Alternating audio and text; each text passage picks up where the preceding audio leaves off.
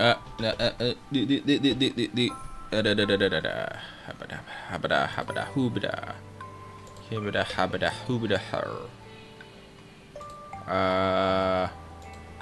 the meantime, let me just do some things.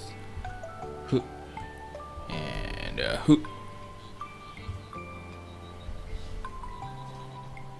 let's see. Whoa, I am bouncing. Hold on, let me move my model away a bit. I can't read what's happening to me. I need to know why. Let me just bring this here in front of me. There you go. F14. Yeah, you know, not bad. Not bad.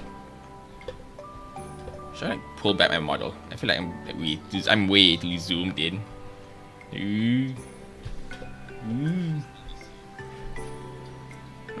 Well. I can just shrink it, right? I can scroll back. There we go. There we go. Slightly back. More screen space.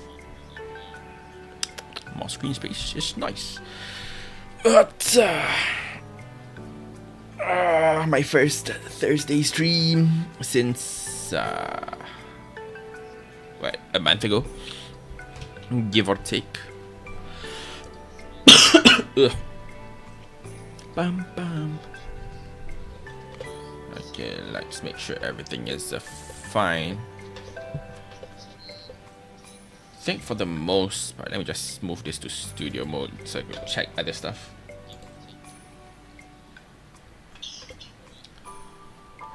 Hold on, I want to move my character a little bit to the side in the other scene. Give me a moment. Whee! Right? Yeah, I can. No, maybe a bit in front. There we go. Yeah, you know what? That's fine. Yeah, there we go. That's fine. That's good. It's all good. Alright. I think everything should be fine. Everything should be fine. All audios are a go. Let me just get the game up and running and we good to go.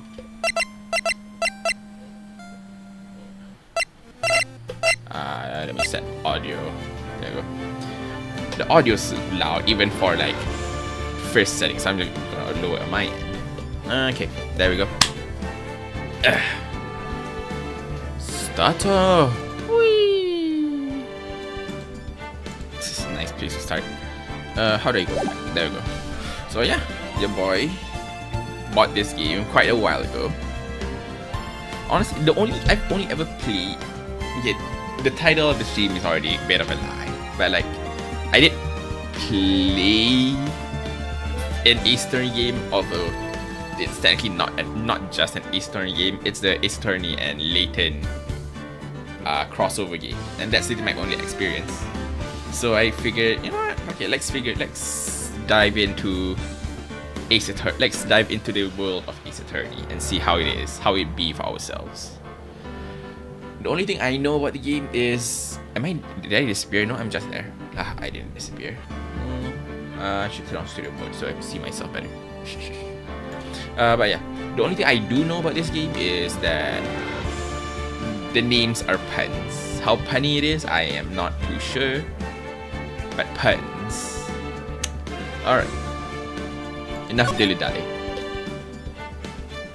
So I guess there's 3 games. Transfers? Oh, 2. So this is first, this is next, and this is the third one. Alright.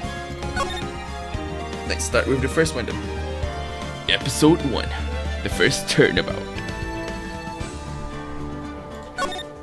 Play the first turnabout? Hell yeah.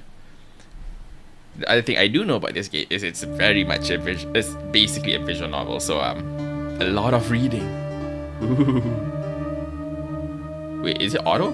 Oh shit. Is it on auto? Damn it! Why me? I can't get caught. Not like this. I've got to find someone to pin this on. Someone like him. Oh, flesh. I'll make it look like he did it. Nyeh, nyeh, nyeh. August 3rd, 9:47 a.m. District Court, Defendant Lobby number 2. This is essentially going to be a book reading stream, so buckle up. Boy, am I nervous. Right. Yeah, okay. Oh, hiya, Chief. Whew. I'm glad I made it on time. Well, I have to say, Phoenix, I'm impressed. Not everyone takes on a murder trial right off the bat like this. Says a lot about you. And your client as well. Thanks? Actually, it's because I owe him a favor. A favor? You mean, you knew the defendant before this case? Yes. Actually, I kind of owe my current job to him. It's one of the reasons I became an attorney. Well, that's news to me. I want to help him out any way I... Oh shit, wrong person. I want to help him out any way I can. I just really want to help him. I owe him that much. It's over! My life, everything, it's all over! Is that your client screaming over there? Yeah, it's him. Death, despair. I'm gonna do it. I'm gonna die. Sounds like he wants to die. Yeah. Well, don't we all? Nick. Hey there, Larry. Dude, I'm so guilty. Tell them I'm guilty. The first, it's less of a pun, I guess, but hold on, water. I figured this is gonna be a water-heavy drinking stream with how much I'm gonna have to like read through. Give me the death sentence. I ain't afraid to die. What? What's wrong, Larry? Oh, it's all over. I'm finished. Finished. I can't live in a world without her. I can't. Who took her away from me, Nick? Who did this? Nick, you gotta tell me. Who took my baby away? The person responsible for your girlfriend's death? Newspapers say it was you. I mean, with those eyes and those tears and that crybaby tone, maybe. My name is Phoenix Wright. Here's the story. My first case is a fairly simple one. Oh, I can't press enter. Oh, there we go. Enter works. A young woman was killed in her apartment. The guy they arrested was the unlucky sap dating her. Larry Butts. My best friend since grade school. I mean, with a name like Butts. Our school had a saying. When something smells, it's usually the Butts. In the 23 years I've known him, it's usually been true. He has a knack for getting himself in trouble. One thing I can say though, it's usually not his fault. He just has terrible luck. But I know better than anyone that he's a good guy at heart. That, and I owe him one, which is why I took the case, to clear his name. And that's just what I'm gonna do. August 3rd, 10 a.m. District Court, courtroom number 2.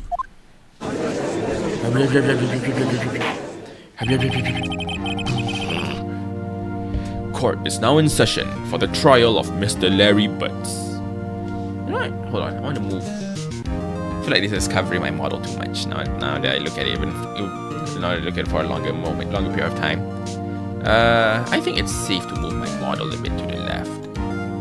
Or right, whichever side it was. Live 2D model, shift. Whee! It's fine. I have full view of what I'm reading anyways. I'll be reading it anyways. You don't need to read it. You don't need text on the screen.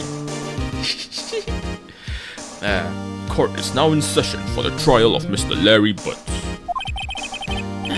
The prosecution is ready, Your Honor. The defense is ready, Your Honor. Mr. Wright, this is your first trial, is it not? Yes, Your Honor. I'm a little nervous. Your conduct during this trial will decide the fate of your client. Murder is a serious charge. For your client's sake, I hope you can control your nerves. Thank you, Your Honor. Mr. Wright, given the circumstances, I think we should have a test to ascertain your readiness. Yes, Your Honor. Hands shaking, eyesight fading, knees weak, mom's spaghetti. Arms are heavy, I forgot how the lyrics go, Bob Spaghetti. The test will consist of a few simple questions. Answer them clearly and concisely. Please state the name of the defendant in the case. Well, we have me, we have the lady, or we have Butts. I say it's Butts, but I could be wrong. The defendant, well, that's Larry Butts, Your Honor. Correct. Just keep your wits about you, and you'll do fine. Next question. This is a murder trial. Tell me, what's the victim's name? I know this one. Glad I read the case report cover Glad I read the case report cover to cover so many times. It's... wait.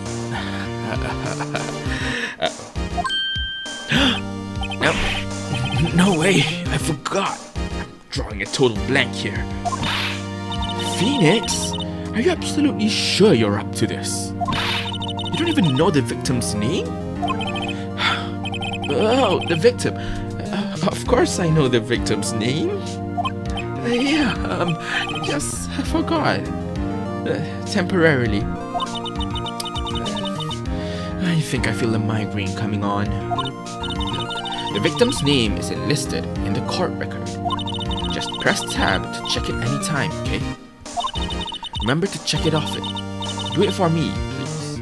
I'm begging you. Mr. Wright, who is the victim in this case? Cinder Block, Cindy Stone. Attorney's badge, no belief. Okay. Cindy's autopsy. Can I look closer? Doesn't look like it. Cause of death, loss of blood due to blunt trauma. 31st July, 4 p.m. to 5 p.m. Attorney's badge. No one believe I was the defense attorney if I didn't carry this. Profiles? Oh, there we go. Chief Mia Fay, age 37, chief attorney at Fay & Co. My boss and a very good defense attorney, Larry Butts, age 23.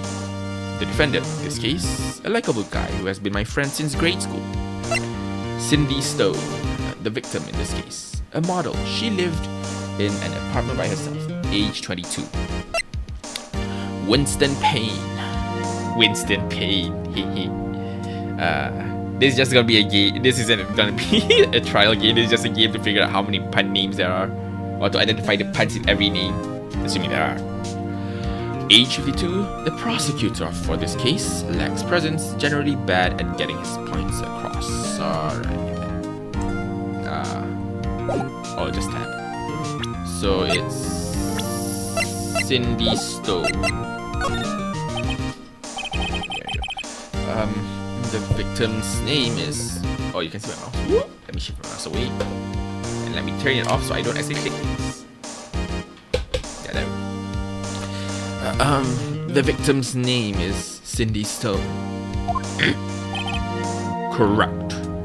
Now, tell me, what was the cause of death? She died because she was...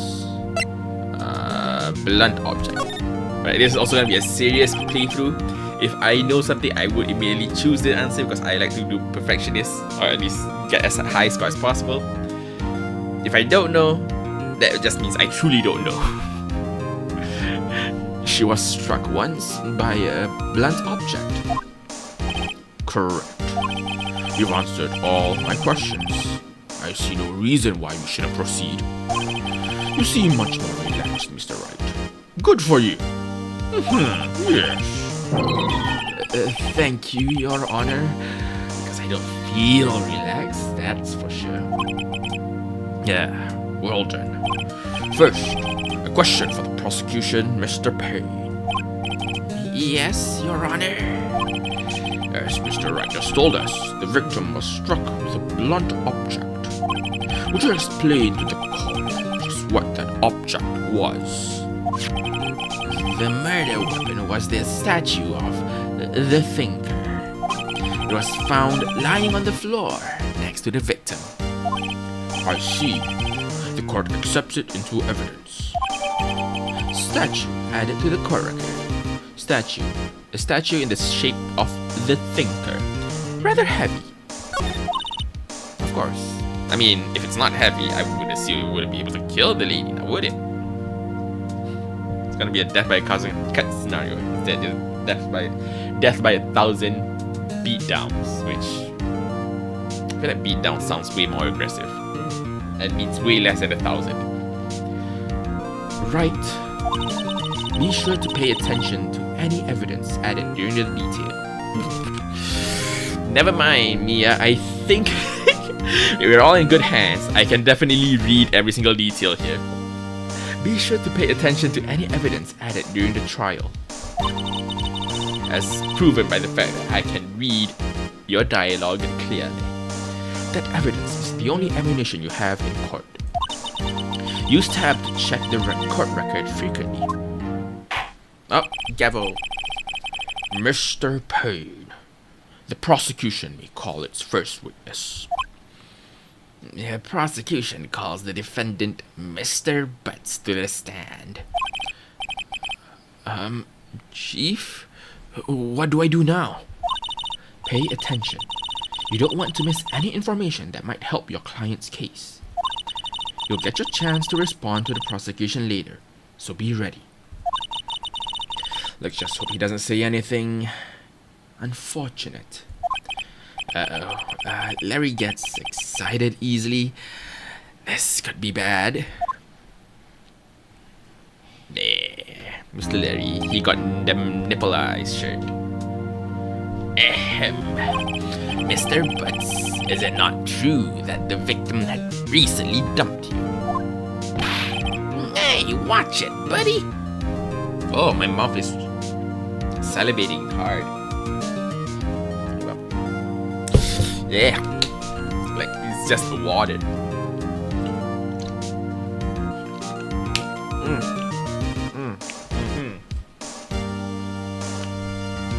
Hope you enjoyed water drinking ASMR. Hey, watch it, buddy. We were great together. We were Romeo and Juliet, Cleopatra and Mark Antony. Didn't they all die? I wasn't dumb. She wasn't taking my phone calls or seeing me ever.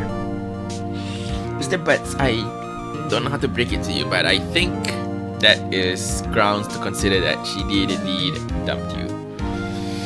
But that's just me, I guess. What's it to you anyway? Mr. Butts, what you described is generally what we mean by dumped. In fact, she had completely abandoned you and was seeing other men. She had just returned from overseas with one of them the day before the murder. What do you mean, one of them? Lies, all of it, lies. I don't believe a word of it. Your Honor, the victim's passport. According to this, she was in Paris until the day before she died. Passport added to the court record. Passport. The victim apparently arrived home from Paris on 30th of July, the day before the murder. Indeed, she appears to have returned the day before the murder. Dude, no way! The victim was a model, but did not have a large income. It appears that she had several sugar daddies, quote unquote. Daddies? Sugar? Glucose guardians? Yes, older men who gave her money and gifts. She took their money and used it to support her lifestyle. Dude! We can clearly see what kind of woman this Miss Stone was. Tell me, Mr. Butts, what do you think of her now? Right? I don't think you want him to answer that question. Yeah, Larry has a way of running his mouth in all the wrong directions. Should I? Yeah, no, we'll stop him. Objection! My client had no idea the victim was seeing other men. That question is irrelevant to this case. Oh! Winced. Would you perhaps winced in pain? Dude, Nick! What do you mean irrelevant? That cheating she-dog. I'm gonna die. Just gonna drop dead. Yeah, and when I meet her in the afterlife, I'm gonna get to the bottom of this. Let's continue with the trial, shall we? I believe the accused's motive is clear to everyone. Yes, quite. Oh boy, this is not looking good. Next question. You went to the victim's apartment on the day of the murder, did you not? Look. Well, did you or did you not? Well, maybe I did, maybe I didn't. Uh-oh, he went. What do I do? I guess just have him answer honestly. Like, if we made him lie, it'll most likely be caught. And then it'll be treated like, oh, he's gonna lie at that. What else will he be lying to? Woo-hoo-hoo. You can't trust Mr. Butts. Look at his name. L. Butts. Larry Butts. What is Larry? What would Larry be a pun of? Liar Butts? I don't know. Have him answer honestly. Sure, go ahead. I know. Send him a signal. Tell the truth. Oop, that's loud.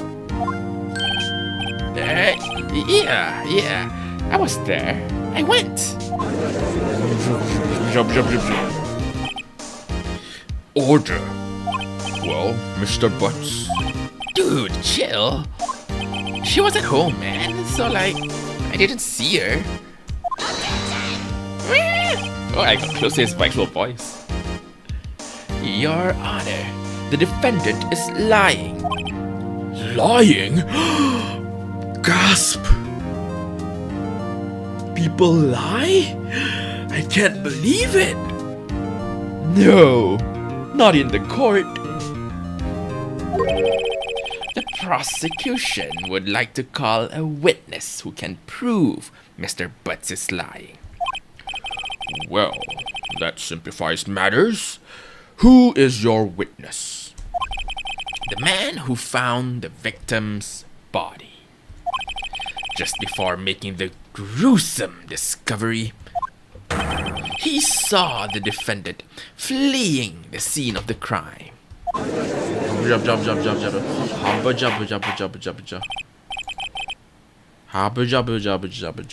Order! Order in the court.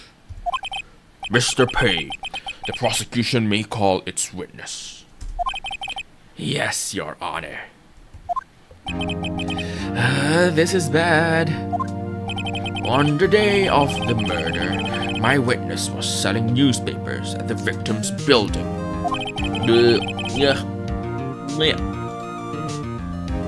Me throat.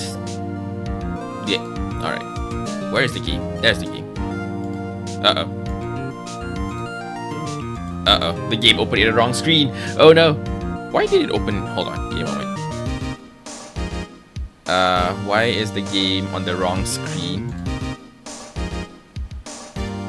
So just for context, I'm doing a dual monitor scenario, and it's been opening on the correct screen just now. But all of a sudden, it kind of hold on.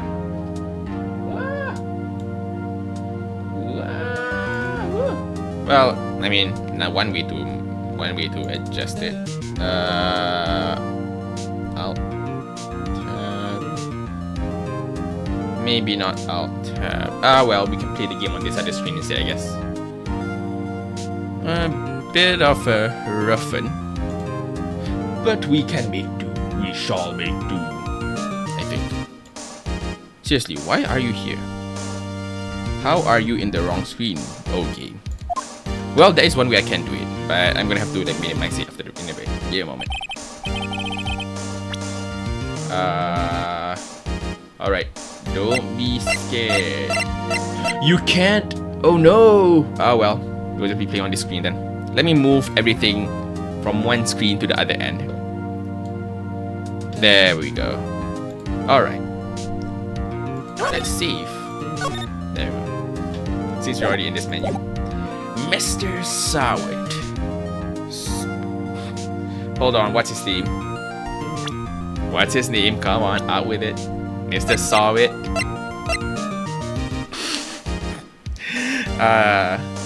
Frank Sawit. Whatever. How many puns we have so far? Cindy Stone. I mean, I guess technically she was killed by Stone. So that's one. But it's probably just a hee hee ha ha name. And then Winston Payne and Frank Sawit is like the pun ones I found. That punny. Age 36 discovered Miss Stone's body. Newspaper salesman who saw Larry flee the scene. Oh, sorry. Mr. Sawit, you sell newspaper subscriptions. Is this correct? Yes. Hold on. I'm giving too many people like with those and voices. I should probably change it up. Yes. Newspapers, yes. Mr. Sawit, you may proceed with your testimony. Please tell the court what you saw on the day of the murder. Witness testimony. I was going door to door selling subscriptions when I saw a man fleeing an apartment. I thought he must be in a hurry because he left the door half open behind him. Thinking it strange, I looked inside the apartment. Then I saw her lying there. A woman, not moving, dead. I quailed in fright and found myself unable to go inside. I thought to call the police immediately. However, the phone in her apartment wasn't working. What about the phone in your pockets? Damn, you can see me moving fingers. Ah well. But I can make it zoomy. What about the phone in your pocket? No, still not zoomy enough. Wait. Pockets. Alright. Oh, oops. I went to her nearby park and found a public phone. I remember the time exactly. It was 1 p.m. 1 p.m. you say. The man who ran was, without a doubt, the defendant sitting right over there.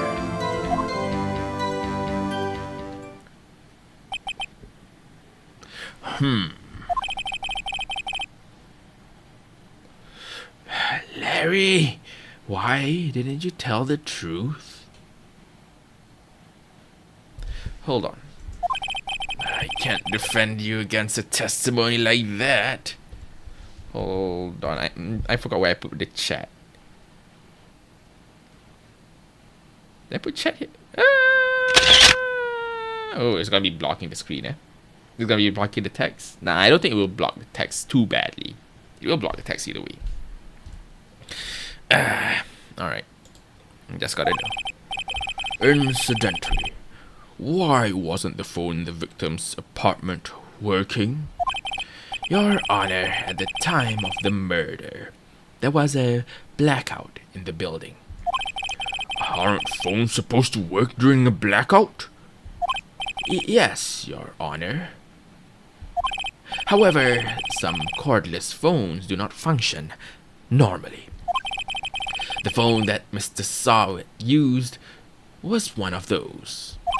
Your Honor, I have a record of the blackout for your perusal. Blackout record. Electricity to Miss Stone's building was out from noon to 6 p.m. on the day of the crime. Okay. Everyone, keep note, keep track. Now, Mr. Wright. Yes, yes, Your Honor. You may begin your cross-examination. Cross-examination, Your Honor? Alright, right. Alright, right. Alright, right? This is it. The real deal. What exactly am I supposed to do? Why? You exposed the lies in the testimony the witness just gave. Lies? What? He was lying? Your client is innocent, right? Then that witness must have lied in his testimony. Or is your client really guilty? How do I prove he's not? You hold the key. It's in the evidence. Compare the witness's testimony to the evidence at hand. There's bound to be a contradiction in there. First, find contradictions between the court record and the witness's testimony. Then, once you've found the contradicting evidence, present it and rub it in the witness's face. Like the bitch they are. Okay. Open the court record with tab and point out contradictions in the testimony. Alrighty. Cross-examination. Begin. I was going door to door, selling subscriptions when... Oh, this is just the entire thing again. Hold on.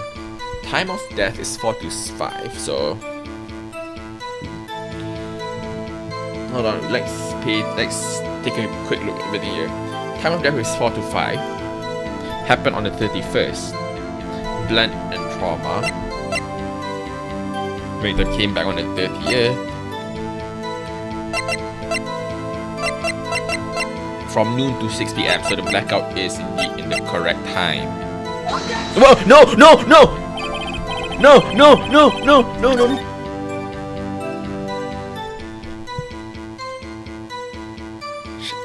No, no, no, no, no, no.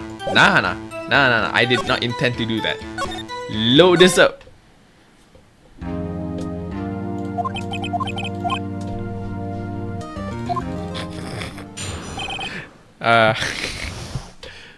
That I did not intend to. I did not realize I pressed like a present button. Hold on, we're gonna just zoom through this sequence. So how's everyone's day been? Mine's been fine. Had the burgers for dinner.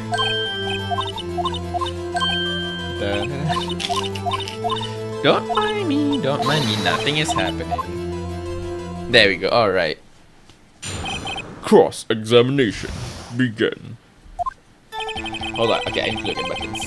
Tab is present. Q is press. I have no idea what those. You can see behind me here. Well, you can't see behind me here because I'm covering it. But it says escape is options. Can I pause it? Oh, hold on. Let's save it here. There we go. Alright. E is to present. Alright. So time of death is 4 to 5.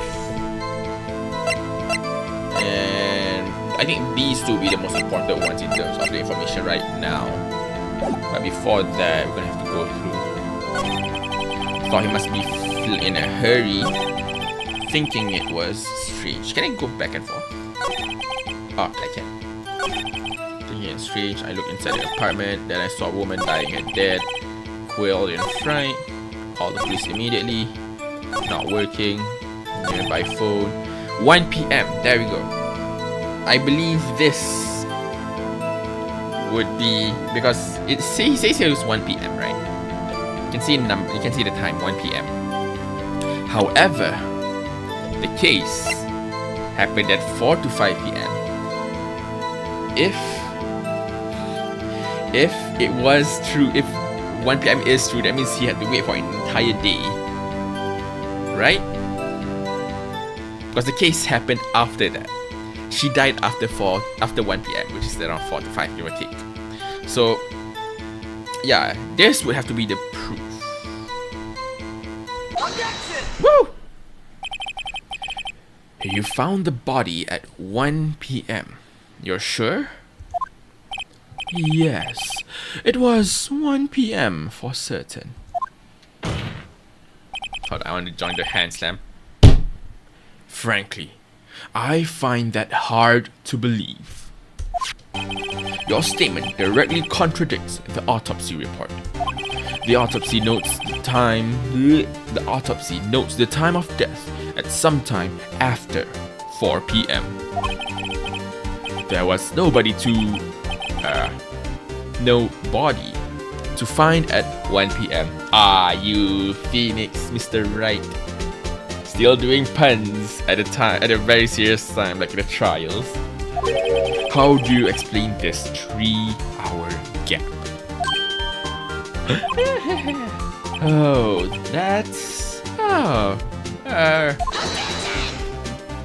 This is trivial. The witness nearly forgot the time. After his testimony, I find that hard to believe. Mr. Sawit, why were you so certain that you found the body at 1 p.m.?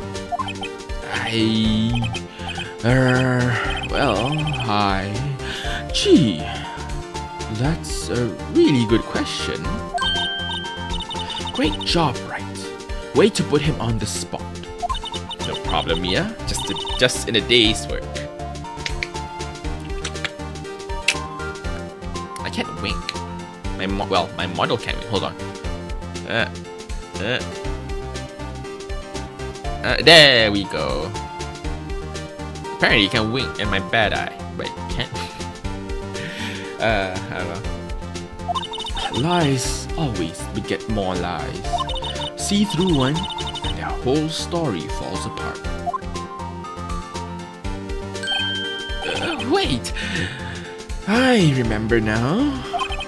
Would you care to give your testimony again, Potter?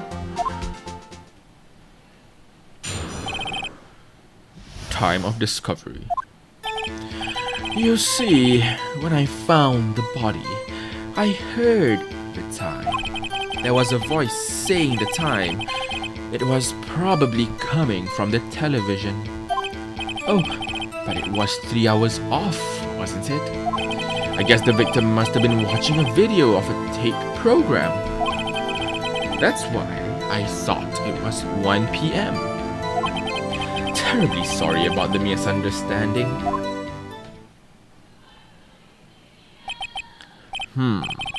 I see. You heard a voice saying the time on a taped program. Mr. Wright, you may cross-examine the witness. Right, you know what to do. I've got this one. Exactly. We all know what happened during the time of the events. He said so himself. It is called... let me try to...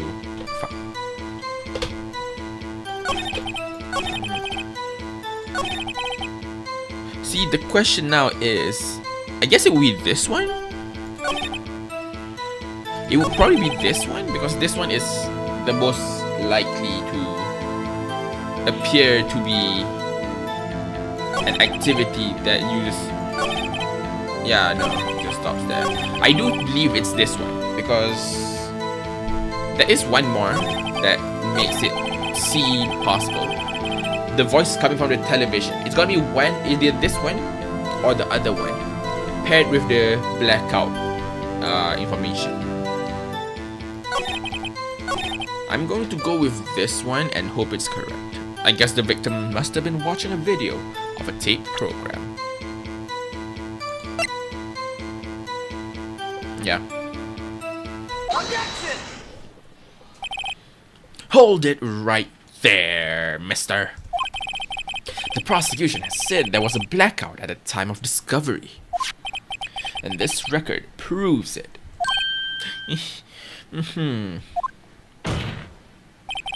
You couldn't have heard a television or a video. But well, the defense has a point. Do you have an explanation for this, Mr. Solid? No, I find it quite puzzling myself. Quite. Oh, wait, I remember now. Mr. Solid, the court would prefer to hear an accurate testimony from the very beginning. These constant corrections are harming your credibility. That, and you seem rather distraught. My apologies, Your Honor. It must have been the shock of finding the body. Very well, Mr. Solid. Let's hear your testimony once more, please.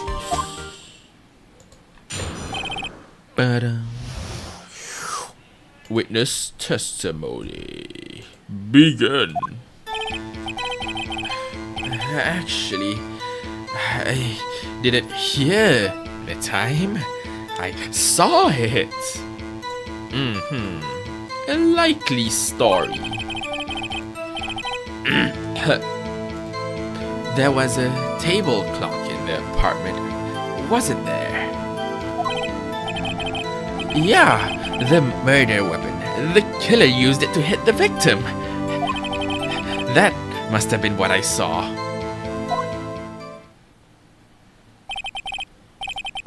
Let me adjust some things. Give me a moment. You saw a clock? I guess that would explain it. The defense may cross-examine the witness. Gladly. Cross-examination. Well, as we all have been made aware countless times, and by countless I mean once, but who's to count? The murder weapon is not, in fact,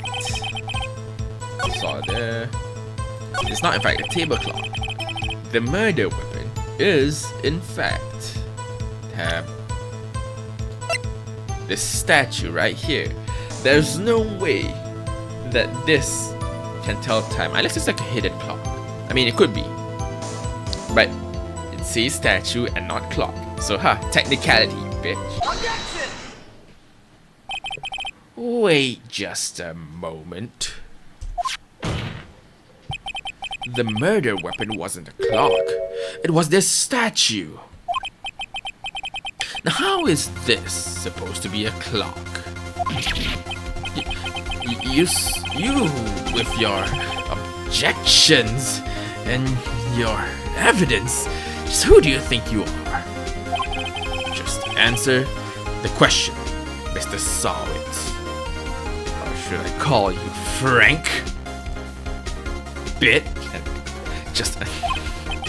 hey, I saw it there, okay? That's a clock. Hey, welcome, Mr. Page.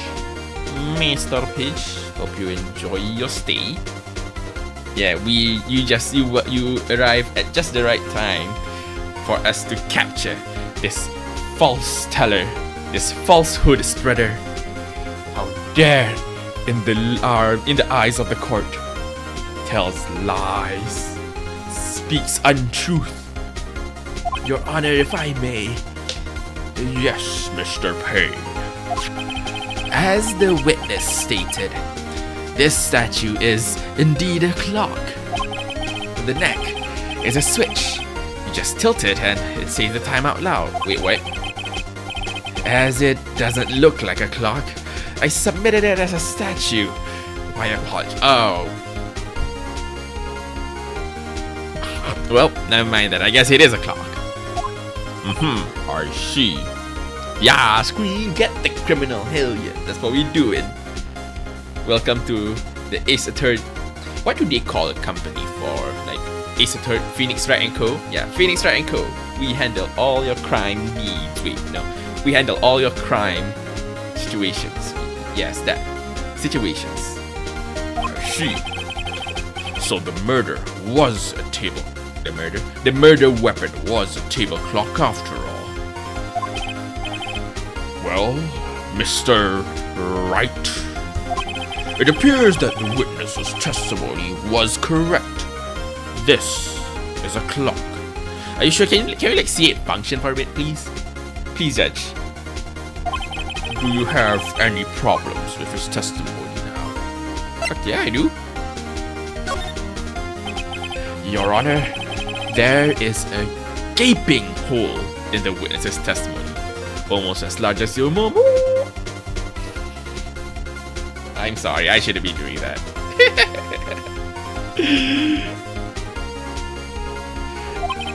The only way he could have known the weapon was a clock is to hold it in his hand. Yet the witness testified that he never entered the apartment. Ugh, hold on, my throat is... Again, this is a very... very text heavy. It's essentially a visual novel. Yeah, we shall go. Clearly a contradiction. Indeed. Hell yeah, we're getting the judges on our side. The witness knew it was a clock because he went into the apartment. That lying fuck. You're lying. You were inside the apartment on the day of the murder. Oh yeah? Prove it. Prove I went in there. It's in your name, saw it. You saw it, didn't you? I'll do better than that. I can prove you were the one who killed her. Maybe fingerprint evidence, you know? I don't know, just a thought. Have you tried like checking the fingerprints on the statue? You know, maybe? Like, I feel like that's an easier way to check, isn't it? Is it? I don't know. Yeah, I think it is. You struck her with the clock, and the shock of the blow triggered the clock's voice. That was the sound you heard.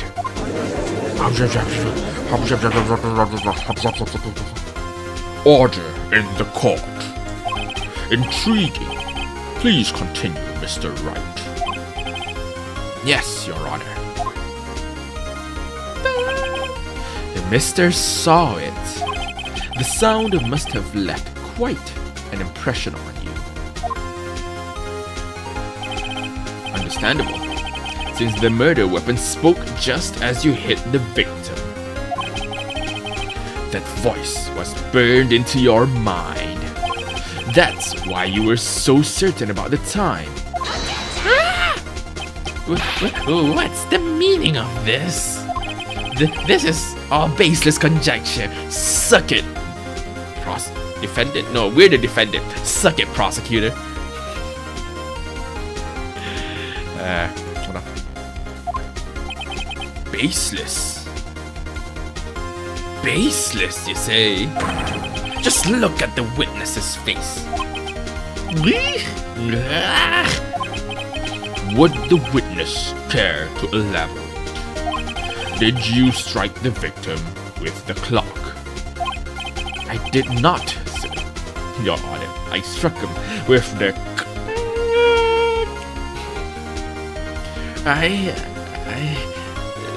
that day I never look. The clock. I heard them. It's a wig. Shut up! I hate you. It was him, I tell you. I saw him. He killed her, and he should burn. Give him death. Stop.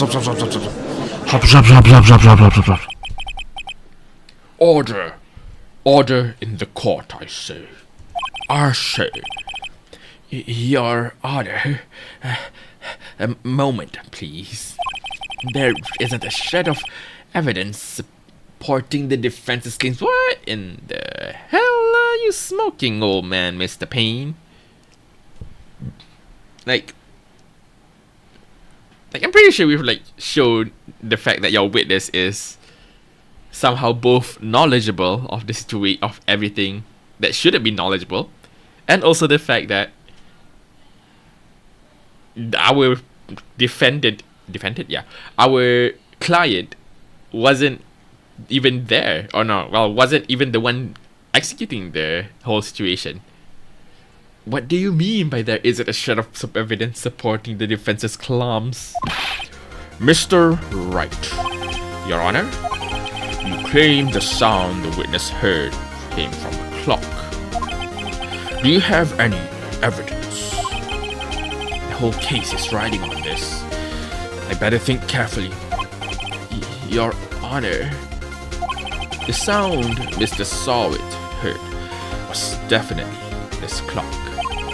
A fact which is clear if you simply... It's clearly not the second one.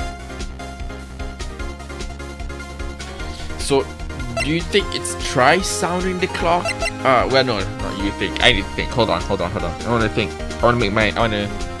I disappeared. There we go. I want to try to make my own claims.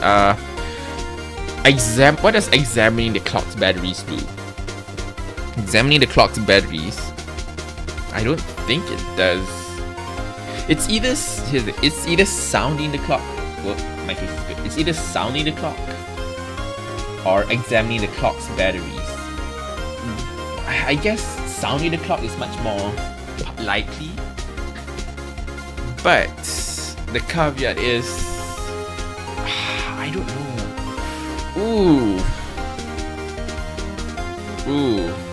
Like if we check the clock's batteries, and there are batteries, then of course you can test it. Oh wait, no, try sounding the clock, because to know that it's exactly the thing that Mr. What's his name? Mr. Sawitz heard, we must perform the action that enabled him to hear it. So I believe that you need to sound the clock, and I'm gonna lock it in. Let's sound the clock now, here in this court. Your Honor, may I have the clock? I ask the court to listen very carefully. Beep. I think it's 8:25. That certainly is a strange way to announce the time. Well, he is the thinker, after all. So, we've heard the clock. What are your conclusions, Mr. Wright?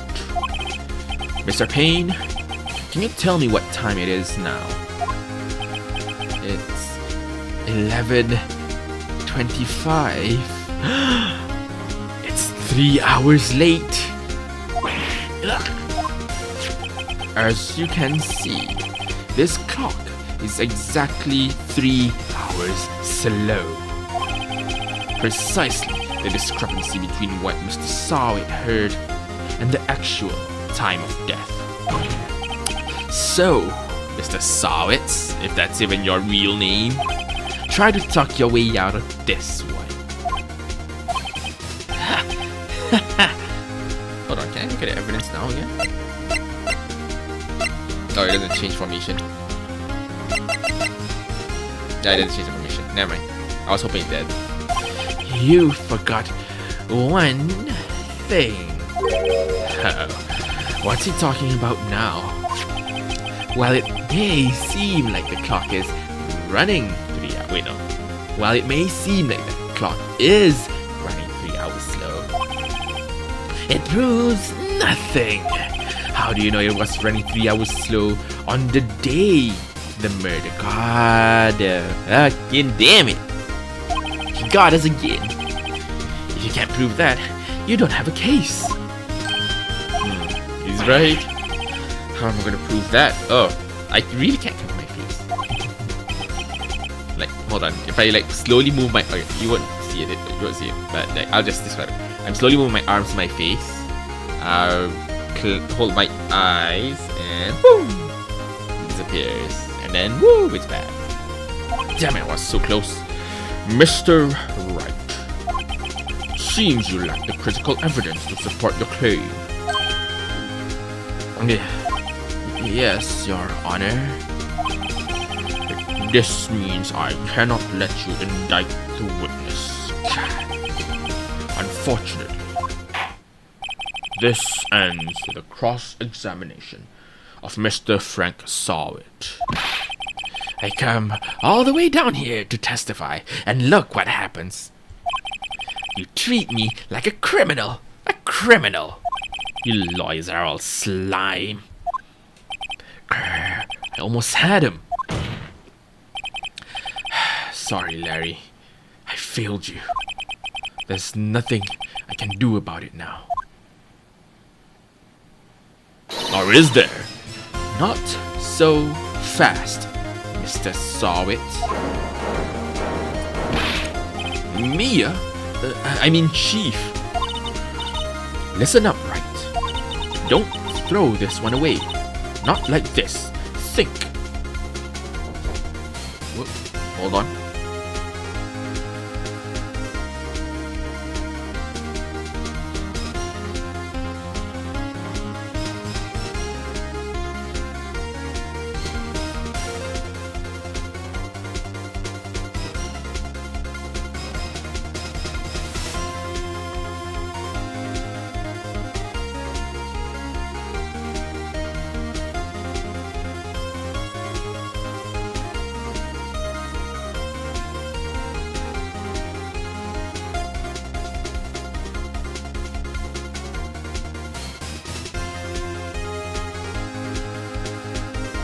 I'm back. What happened? Think! But Chief, it's over. Can't prove the clock was slow the day of the murder. Nobody can prove that. Well, yes. But that doesn't mean you can't still win. Try thinking out of the box. Don't waste time doubting the facts. Assume the clock was 3 hours slow and think through it. Ask yourself, why was the clock 3 hours slow? Figure out the reason and you'll have your proof. Right, right, right, right, right, right, right, right, right, right, right, right, right, right, right, right, right, right.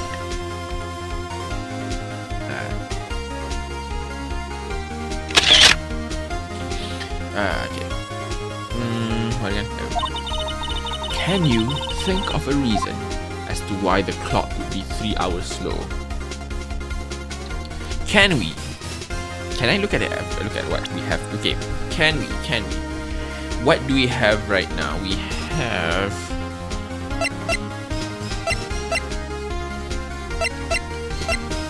We have her returning from... Oh! There we go. There it is. That's the key.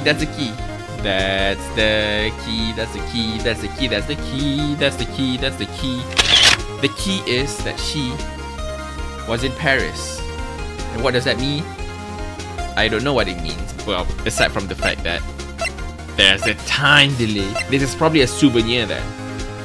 I see. So this is probably a souvenir that she bought from Paris back to Japan, and there's a time difference there.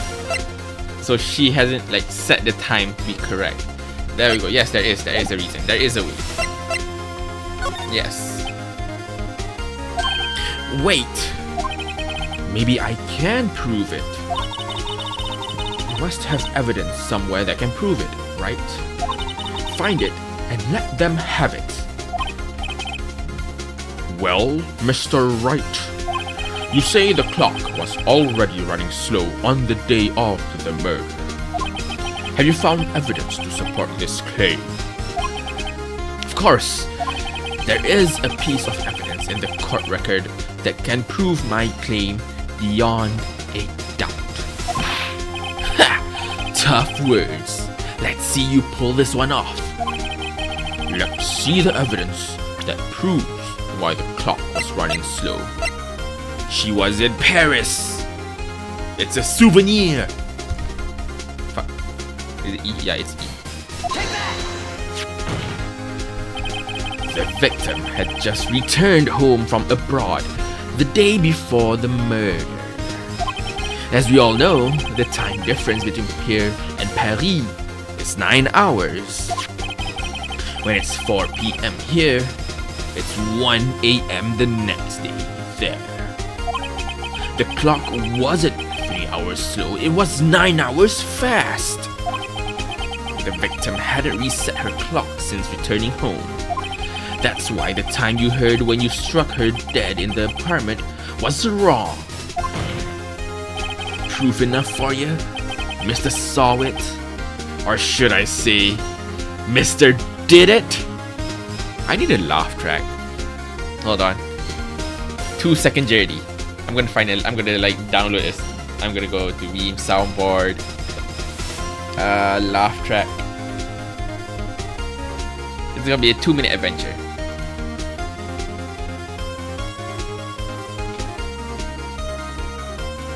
I think this one works better. No, not sand. I want to download this. Download MP3. There we go.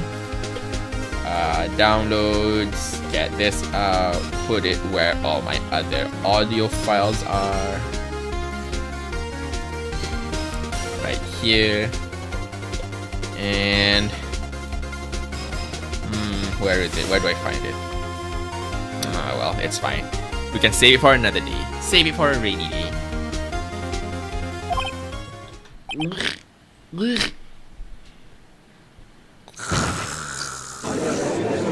died in the middle of court. Order! Order, I say! Well, this case has certainly turned out differently than we all expected. Mr. Payne, your witness. He was arrested and has been taken away, Your Honor. Very well. Mr. Wright? Yes, Your Honor. I have to say, I'm impressed. I don't think I've ever seen someone complete a defense so quickly and find the true culprit at the same time. Thank you, Your Honor. At this point, this is only a formality, but this court finds the defendant, Mr. Larry Butts, not guilty. Woo! Woo! Party! Party for the Butts! And with that, this court is adjourned.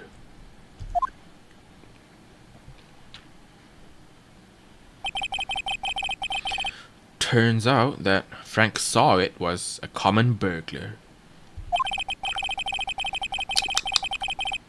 He posed as a newspaper salesman to check and see when people were out of the house. That day, when Larry went to her apartment, the victim was at home. After he left, Mr. Sawit let himself in to do his dirty work. While he was searching her place, the victim returned. Flustered, Mr. Sawit grabbed the nearest blunt object he could find and killed her. August 3rd, 2:32 p.m. District Court, Defendant Lobby number 2. Phew! I still can't believe we won. Right! Good job in there. Congratulations. Thanks, Chief. I owe it all to you. Not at all, not at all. You fought your own battles in there. It's been a while since I've seen a trial end on such a satisfying note. I've never seen the Chief looking this happy. If she's this glad, imagine how Larry must feel. My life is over. Larry, you're supposed to be happy. What's wrong now? Oh, Nick. Don't worry about me. I'll be dead and gone soon. Good. Wait, no. I mean bad. Bad. Nah. Larry, you're innocent. Case is closed. But my Shindy Windy's gone, man. Gone forever. Larry. She was, Nah, never mind. Congratulations, Harry. Harry? Who? Harry? Yes, you. I can practically see the headlines now. Harry Butts. Alright, there's the pen. Found the pen. Harry Butts. Innocent. Thanks. I really owe you one. I won't forget this. Ever. Let's celebrate. Dinner, movie, my treat. Oh, no, I couldn't. Hey, I was the one who got you off the hook. Oh, hey. Here, take this. Evidence. As a present. How charming. Present? For me? Wait, wasn't this the evidence that... Actually, I made this clock for her. I made one for her and one for me. Really? You? You made this? Well, thank you. I'll keep it as a memento. Yo, Nick. Can you believe it? I was so into that chick. And she was just playing me for a fool. That just makes you wanna cry. Larry. Are you so sure? Excuse me? I think she thought quite a lot of you. In her own way.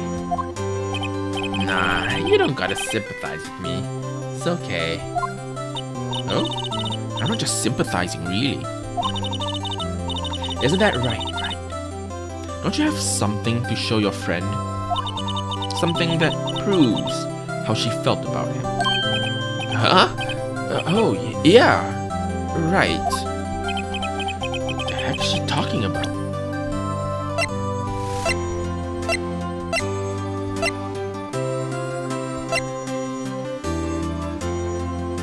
What? The fact that she has the statue, I guess? It's either the statue or the passport. No way it's this. I guess it is the statue. Like the fact that she still kept the statue all this time. Well, I don't know if it's all this time or just statue in general. Huh. Yeah, no, I'm not sure. It really, I want to say it's a statue because it's something he made and she still has it. No. I know why. If Larry made it, then it would have had the time in Japan. The question now is, why is it late or why is it early? And there lies the key to the answer. It's because she brought that along with her. So now the question is either this or the statue.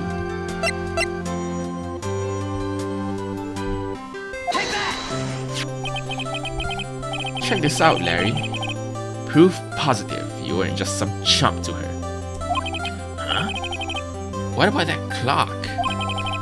This is the clock you made for her, Larry. And she took it with her when she traveled.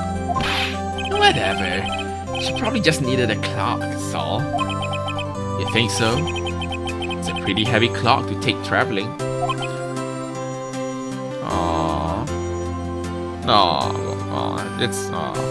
That's both sad and touching. Damn. Well, make of it what you will. Hey, Nick. I'm glad I asked you to be my lawyer. Really, I am. Thanks.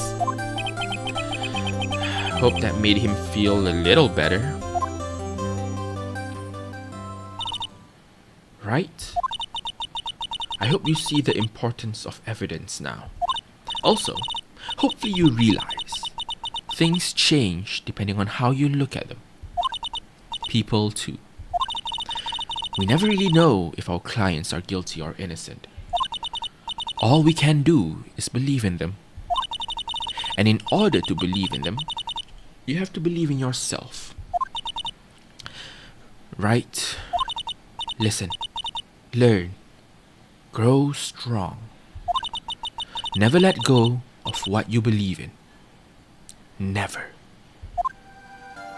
Well, I think our work here is done. Shall we be off? Yeah, I guess so. Say, how about a dinner on me? A dinner on you? Damn. We'll drink a toast to innocent butts. Yeah. Oh, speaking of Harry, you were saying part of why you became a lawyer was because of him. Yeah. Part, at least. You'll have to tell me more about it sometime. Maybe over drinks? Ooh, Mia, are you asking me out on a date? Dean. Whew. And so, my first trial came to a close. Larry slapped me on the back and said, "Gee, Nick, it's good to have friends." And I'm pretty sure he's not gonna pay us. Unless you count the clock he gave Mia. I didn't know it then. But that clock was soon going to be at the center of another incident. Ooh. And I promised to tell the chief about me and Larry. What? Would be one promise that I wouldn't be able to keep. The fuck happened? How the fuck happened? Second episode. Save. Save, save, save. Save, save, save.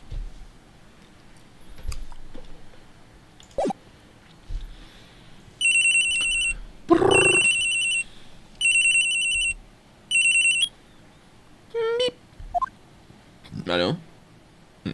Hello? This is Maya. Hey, Maya. Hey, Maya. It's me. Mia! What's up? You haven't called in a while. Sorry, I've been so busy. How you been? Well, lonely. And it's all your fault. Nah, I'm just teasing. I've been great. Finally getting used to having my own place. That's good to hear. Actually, I'm calling because I have a favor to ask.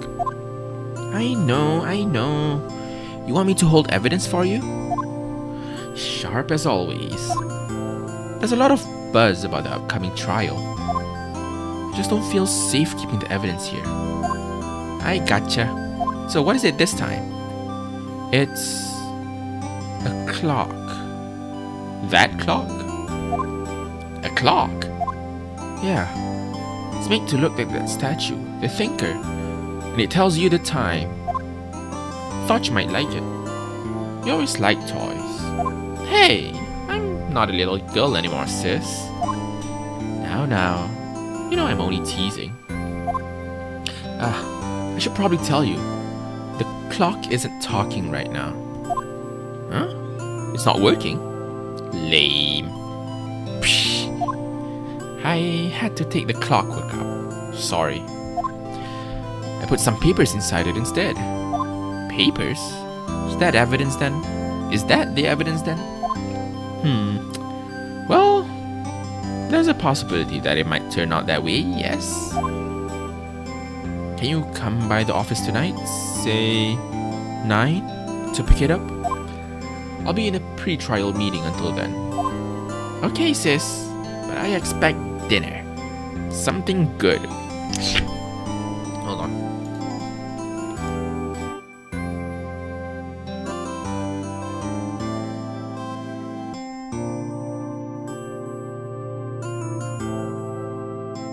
Beak.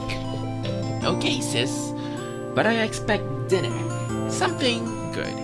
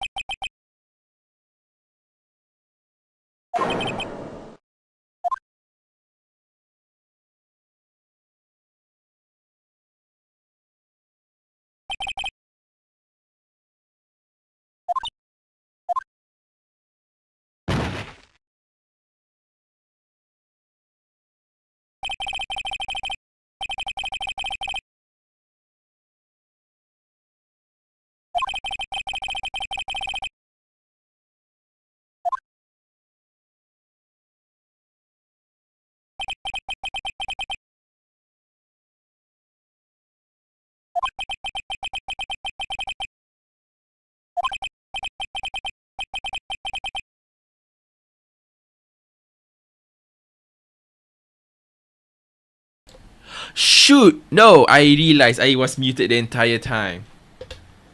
I realized I muted myself the entire time. No! Gosh, darn it. Well, it's fine. It's fine, don't worry about it. Until finally, she was cold.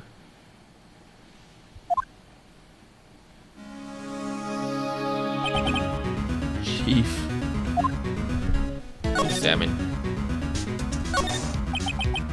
Chief. It's hard seeing her like this. But if there are any clues here, she was struck on the head with a blunt object. She probably died instantly. The thinker lying next to her must have been the murder weapon.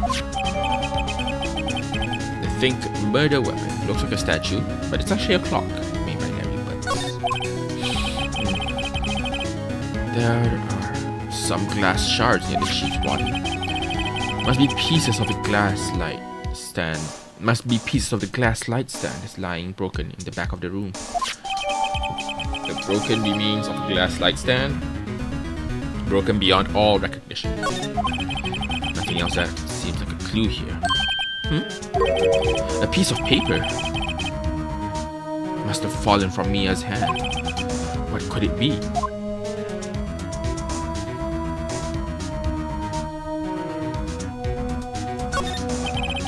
Chief's chair. Simple, functional design.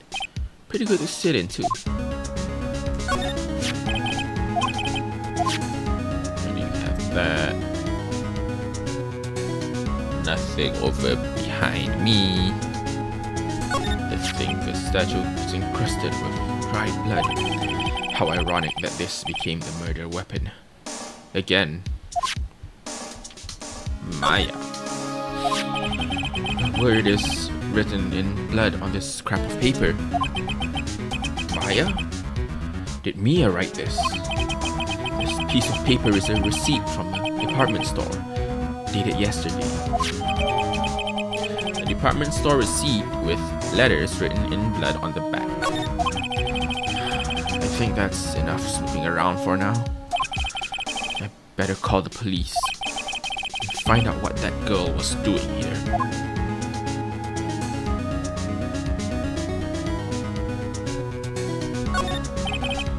It's painful to look, but I have to, for Mia's sake. Okay, everything is a check mark. Everything is check. Is this here? I thought it was lighting up just now. I thought it was lighting up. Might be behind. There's a large building right across from the office. Gatewater Hotel. Nice, luxurious place. Okay, that's nothing. Alright, time to go back.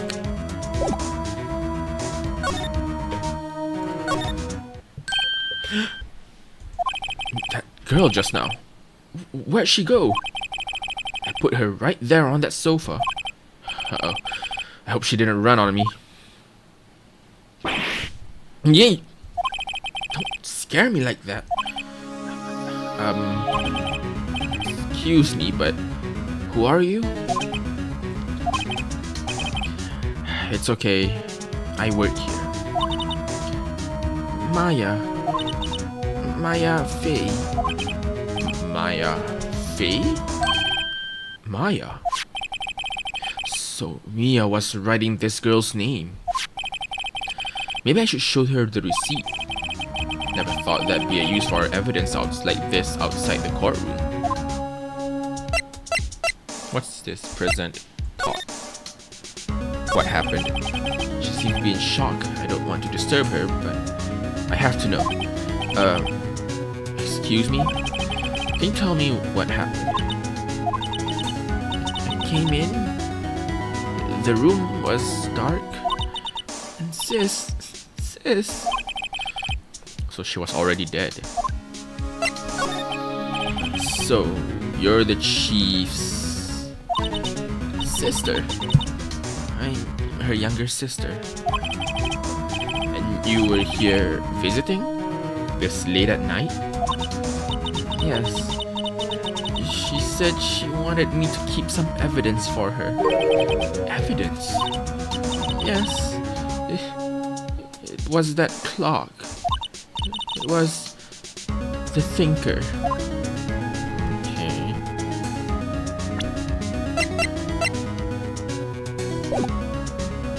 I do wonder what's BS. What's this? I should save when I think about it. Hold on.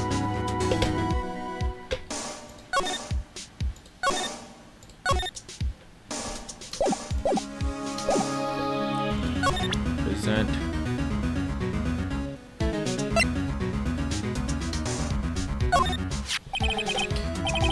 Before Mia died, she wrote a message with her own blood.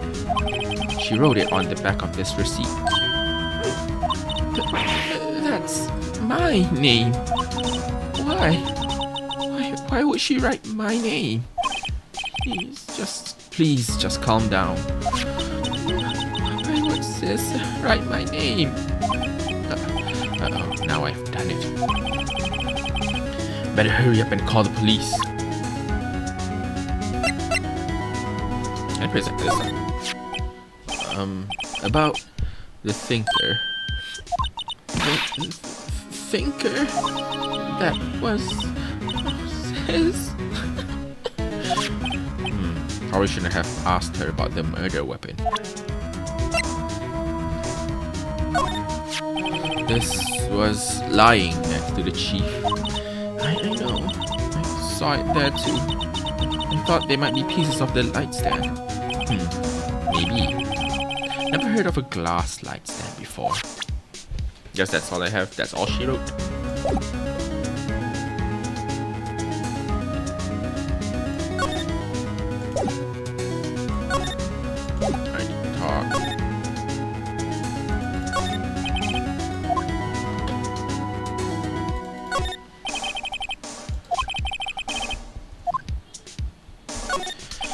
door to the chief's office is slightly open. Better not touch the doorknob. The sofa is for clients. It's leather. A large painting, modern art. I, on the other hand, call it a mistake.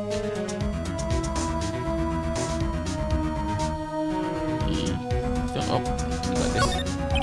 A small writing desk cluttered with office supplies. I think there's literally nothing else I could examine. Alright, guess we have to move. Like, we can't talk. We can't press.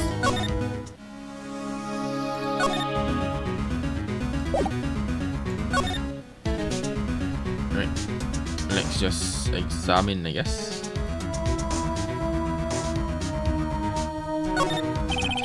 Surprisingly, the chief was never good with machines, but all she used was this PC for was email. She picked up this ancient model at some garage sale for practically nothing. All the chief's important documents are packed in here. This is where she filed her case records and recent rulings. There's the phone. Perfectly normal office desk. Chief had a very particular policy about office decor. Spend big on stuff the clients use, but keep your own stuff simple. The Fay & Co. Legend Book. Everything is written in the chief's ultra-neat handwriting. It's a small office, but makes a good bit of money. Guess the last thing is the phone. Right, I better call the police. That's funny. A few of the screws on the receiver are missing. Looks like someone was halfway through taking it apart. Police? Police? Please, come quick. What was that? Someone screaming from outside the window? She's staring right at me. She's holding a phone in her hand. Uh-oh. The phone receiver is missing a few screws. Better not use it. I don't think there's anything else that we can do. Well, we're about to get... I don't know what the word is, but we're about to get caught.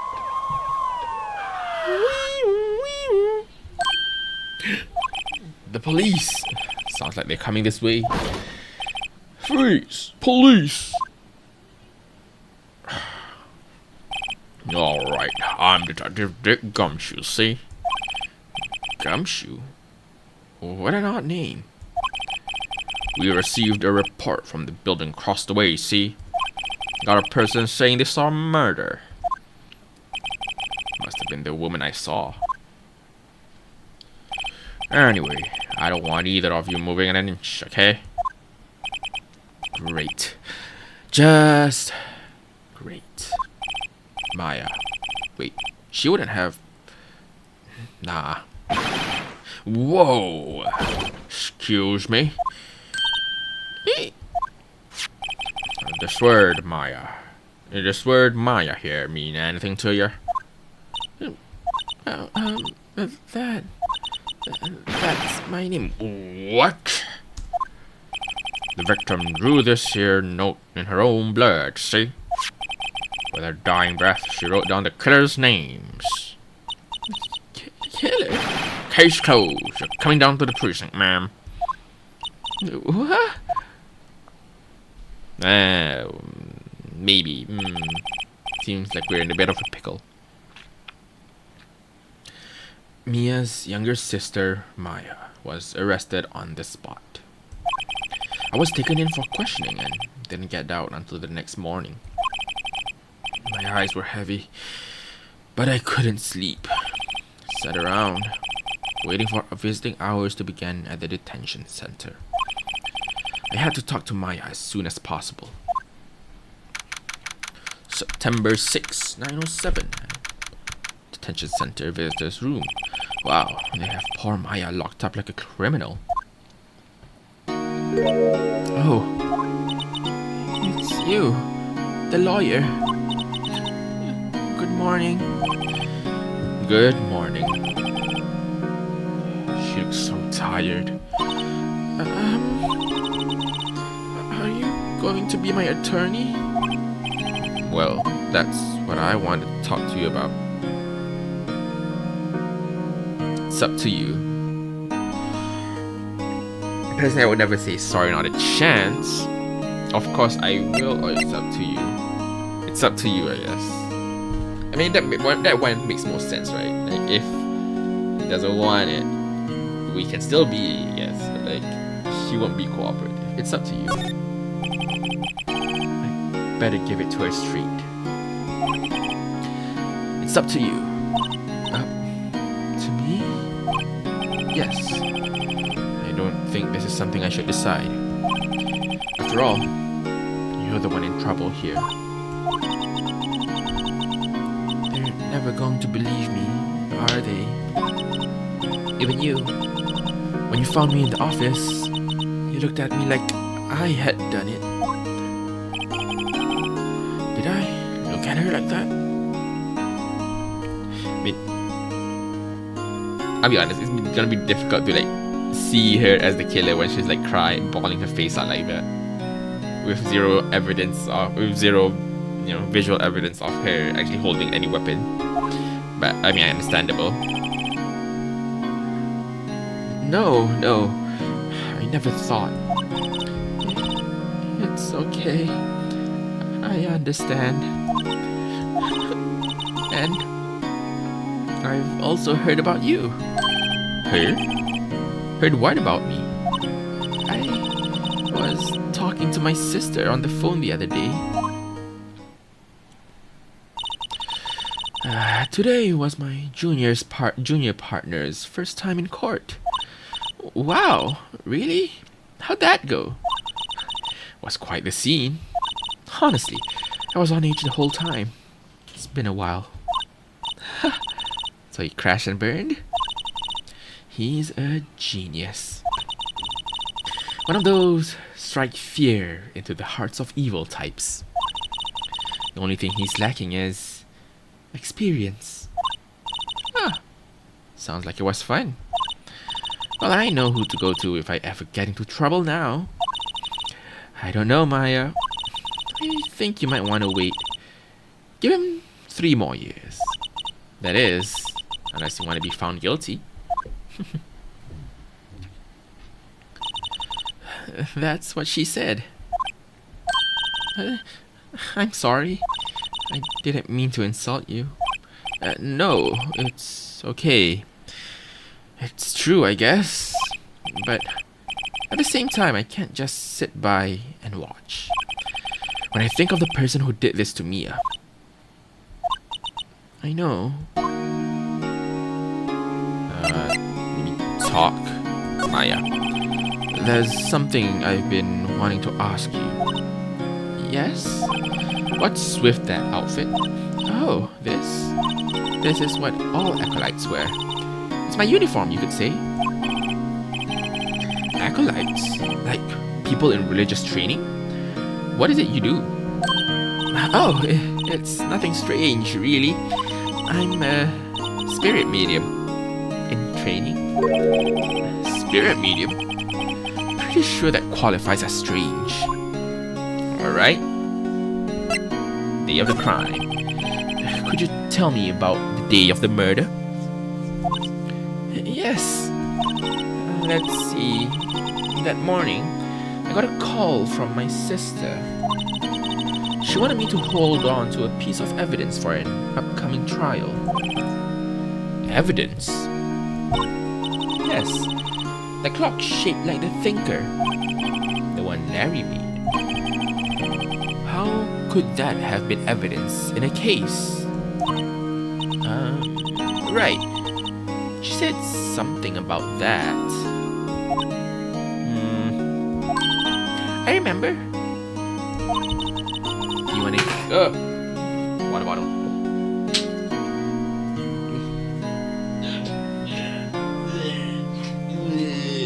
Okay, there we go. Yeah.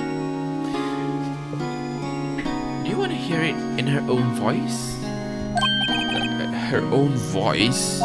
Yes. I'm pretty sure our conversation is on my cell phone. You recorded it? Yeah. I forgot how to delete those things. Your cell phone.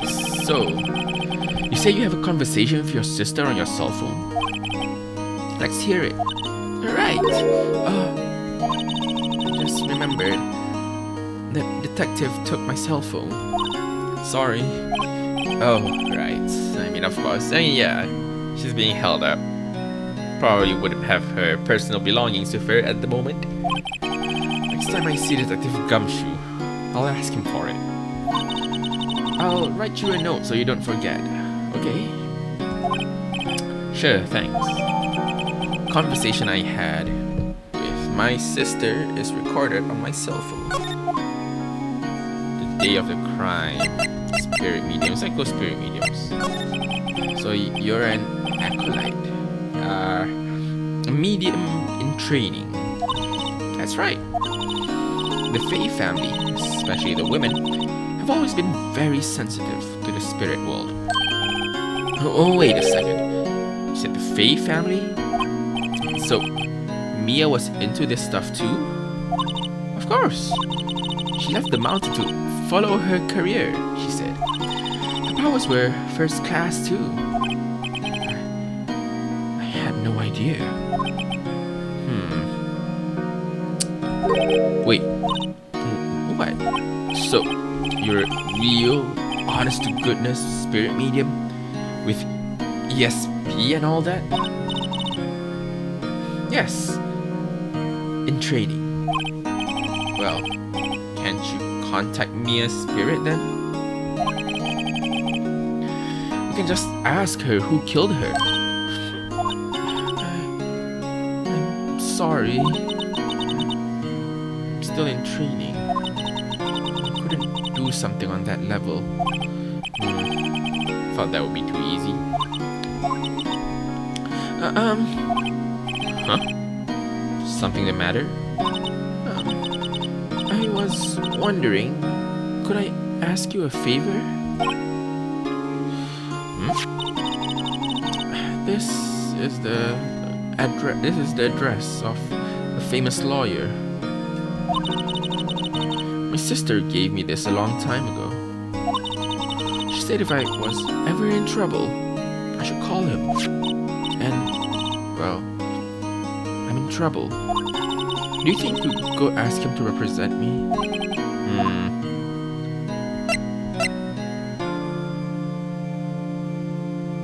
Sure, why not? Sure, why not? I'll go ask. Thank you so much. I have no one else to turn to. Say, what about your parents?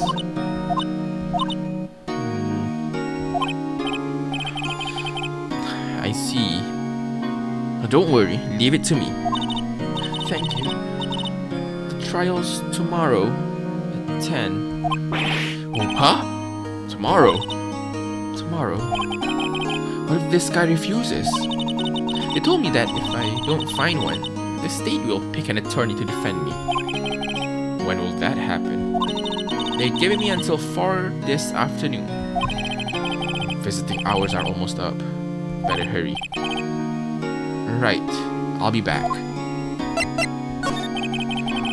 Could you tell me about the day of the murder? Sorry, I know it must be hard. No, it's okay. All I've been doing the last few hours is talking about it. Kind of gotten used to it. Let's see. That morning, I got a call from my sister. She wanted me to hold on to a piece of evidence for an upcoming trial. That's the thinker clock that Larry made. It practically qualifies as a serial murderer by now. So then, when did you arrive at the office? It was right around 9. The lights were off and I could smell blood. Then, I found her. My sister. Thanks, Maya. That's all I need to hear for now. think I want to try to examine.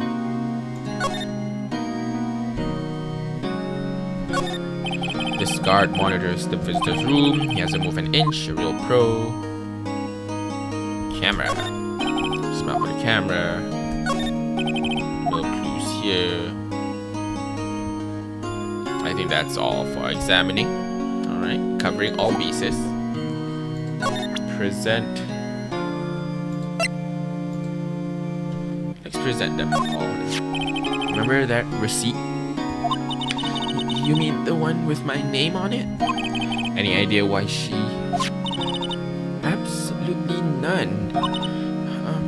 Do you trust me? Yeah, I trust you. Why? Don't you think I did it too? Nah, I don't. It's just a hunch, but... that detective thinks I did it. Or... let's see what she thinks about the thinker. I wanted to ask you about the murder weapon. Poor sis. Better not ask her about this now. Glass? This was lying next to Chief's body. Saw that too. Sid, yeah, that seems about right. But I never had it. Okay, I think that's all. Can I present this? Okay, well, never mind then. I think we've done everything that we can, so I guess it's about time we move to the law office. September 6, Grossberg Law Offices. According to the Artrice Mécanique d'Analyse Cardinal, according to the receptionist, the big boss is out. She couldn't say when he'd be back. Must be hard to keep track of everything when you're a famous lawyer. Not to mention running an office like this.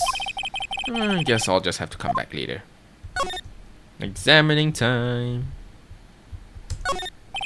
That painting has been bugging me ever since I stepped in here. Oil paint is so thick it's practically giving me a stuffed nose. Sure, the price is nothing to sneeze at either, for that matter. Expensive looking mahogany bookshelves. Funny. Boom, boom, boom, boom. Table.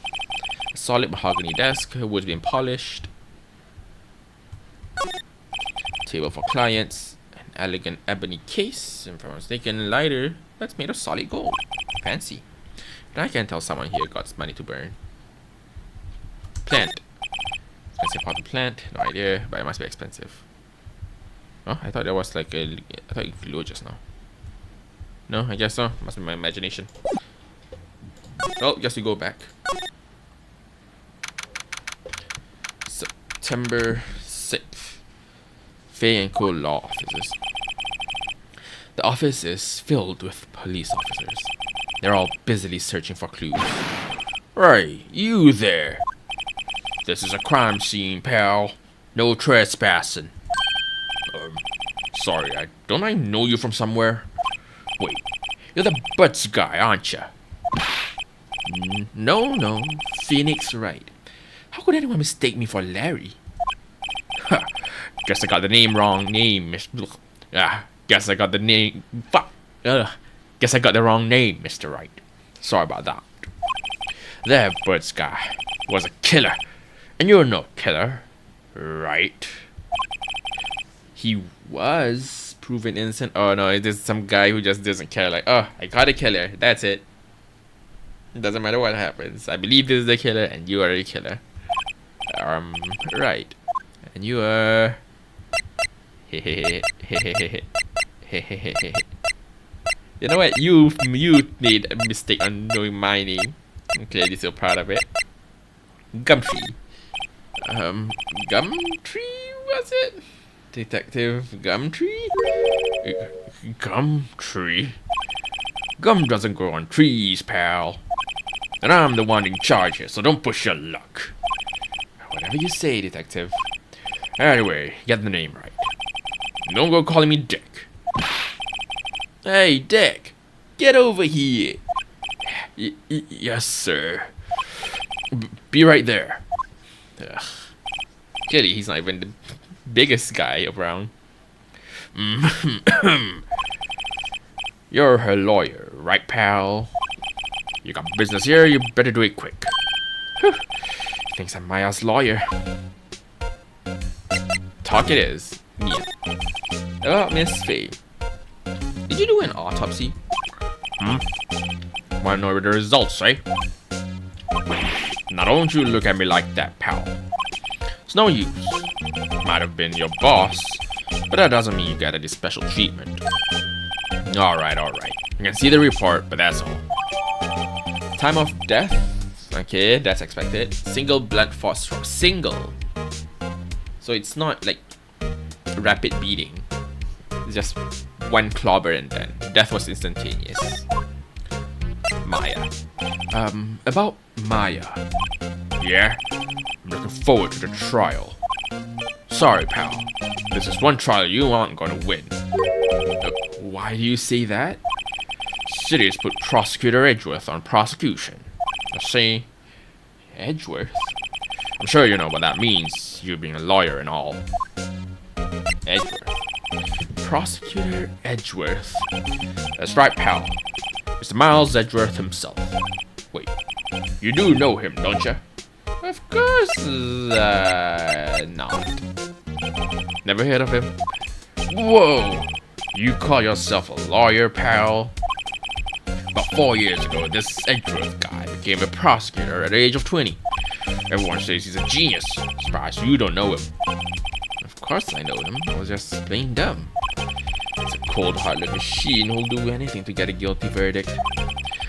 There are rumors of back-alley deals and forged evidences. All I know for sure is that Edgeworth hates crime with an almost abnormal passion. Never imagined I'd be facing him so soon. Okay, well that's all I had to talk about. Next, let's examine the rooms. Mia's favorite potted plant. Remember, it had bizarre name, I remember. Cordyline Stricta Pal. Cordyline Stricta Pal. Who was that? The old movie poster. Apparently this was the first movie that made Mia cry. Check it out. There's a horrendous amount of legal books. Carrier still, Mia probably read all of them. Mia's desk, clean as always. Only thing missing is Mia. Sky's blue, so am I. There's hotel. Okay, that's all for looking. Now let's present. Let's see what he thinks about our badge. What's that? Sorry, pal, but I got no info for the likes of you. I was wondering, do you know anything about this? That statue? That's the murder weapon. Huh? Thinks the clock is just a statue too. Starting to wish I'd never seen this thing. There was broken glass at the crime scene, right? Oh, that. Seems like a glass stand next to the victim fell over. Glass shards were pieces of broken stand. There was a piece of paper next to the victim, wasn't there? Yeah, the one with the killer's name written on it. Are you sure that Mia wrote it herself? Given the condition of the writing, it's hard to say if it's her handwriting or not. So there's no proof that Mia wrote it. I was wondering, did you see Maya Faye's cell phone? Oh, that? I have that. Do you think you could give it back? Sure. I mean, wait a second, pal. Tricky lawyer. Oh, he's on to me. Tell him straight. If I tell him why I want it, no way he'll give it to me. Some the matter. Oh, no, it's just, detective. Nope. I know nothing, pal. The cell phone has a lot of numbers on it, like her boyfriend. Cell phone holds all the little girls. Wait, no, sorry, this is the wrong. Whoops. A cell phone holds all a little girl's sweetest and spiciest secrets. You're trying to confuse me. Sorry, pal. I already checked all the numbers in memory. Impressive. You're quite the detective. Oh, Here, you can have the phone back. There weren't any suspicious call records in there after all. Seems you didn't notice the recorded conversations. Maya's cell phone. That's all the questions I need to. You're all done, pal. Yes, thank you. I'll be heading up now. Oh, wait. One more thing I wanted to mention to you. I don't suppose you're planning on talking to the witness. Anyway, better not. No influencing the witness with your lawyerly ways, pal. Come to think of it, I had completely forgotten about her. The witness? Yeah. Miss April, May, June, July, August, September, October, November, December. Miss April, May, god dang it. Wonder why. Because the case happened in June. I think this is June. Sorry about this, but I can't tell you anything about her. Well, you just told me her name. Miss May. Huh? So, you sent her home already then? You're trying your loyalty tricks on me now. She's not to go outside her room until the trial. So, she's still in the hotel across the way. I guess I should know better than to try to get a detective to leak information. If this detective was a boat, it'll be sinking with all the holes in it. You got that right, pal. Time to pay a visit to Miss May. As for this, don't mention it, pal. When it comes to dealing with lawyers, fight fair and square is our motto.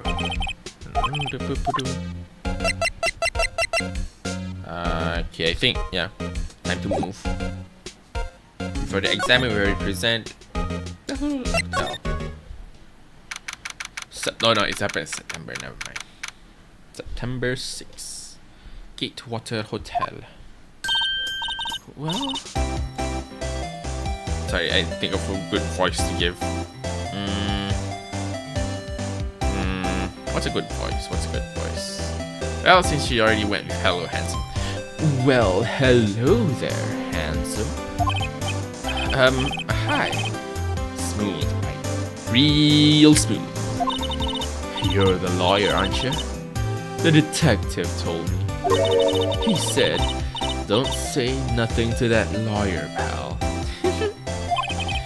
Ammo to self. Thank Detective Gumshoe for making my job harder. Gee, this is all like something out of a movie. It's all so exciting I can hardly contain myself.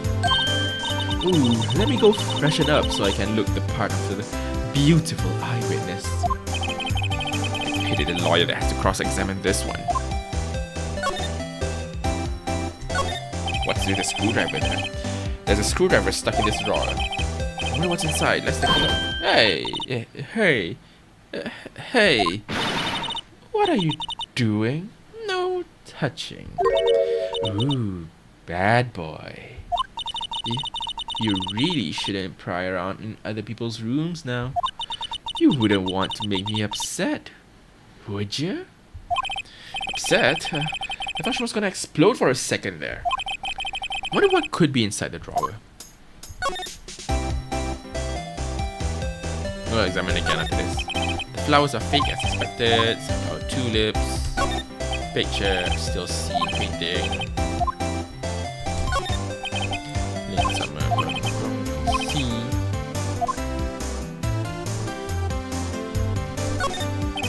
Bottle and 2 glasses. Somebody must be staying with her. Let's check again. What's inside, I wonder? Maybe later. Wait, okay. Alright, so we've done our examine. We then have to do the talking.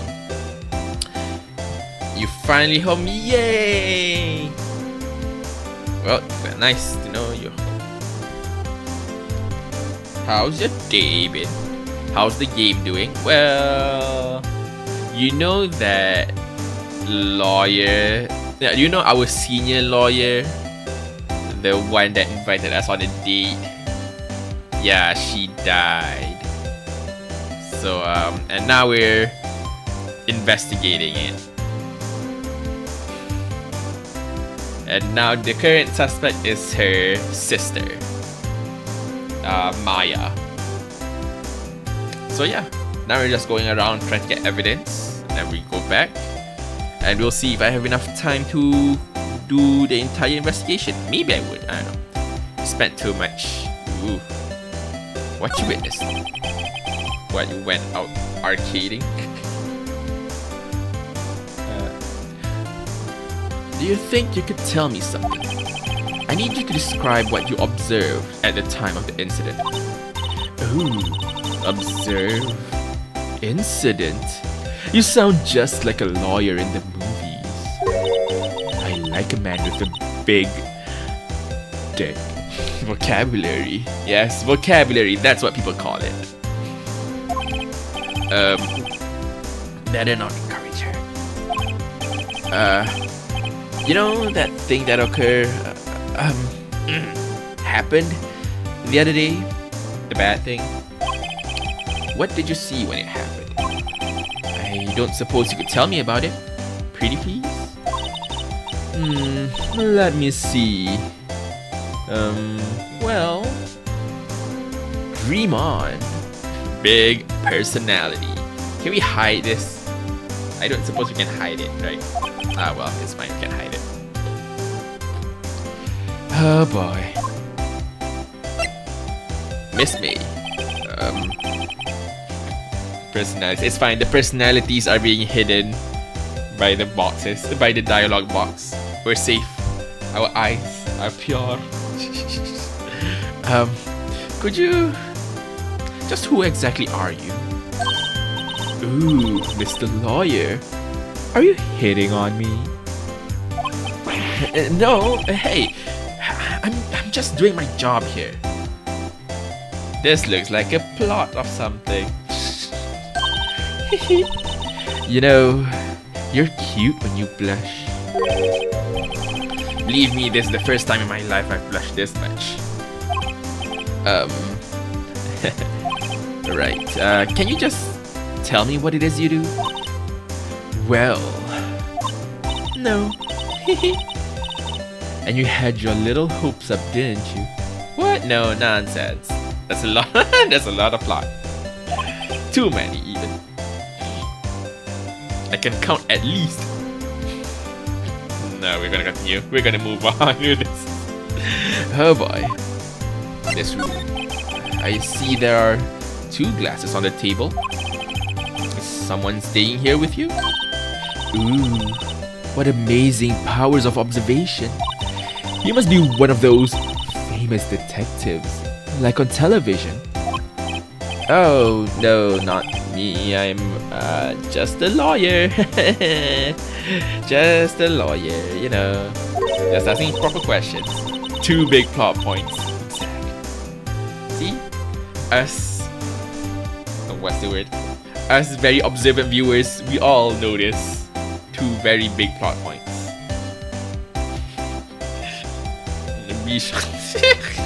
Ah, God. Say, Mr. Big Detective, why don't you go look for clues in the garbage? Miss May doesn't like nosy little lawyers. Oh boy. Well, very, very helpful. Thank you, Miss May. I'm glad to have asked all those questions that received barely any answers. Excuse me, but I'm a witness. Police witness. You understand. How could I possibly give you any information in good conscience? Me, the witness? It's just like in the movies. Oh, you're gonna see the same information every time? Okay, well, fuck you too then. We're leaving. Actually, before we leave, let's see.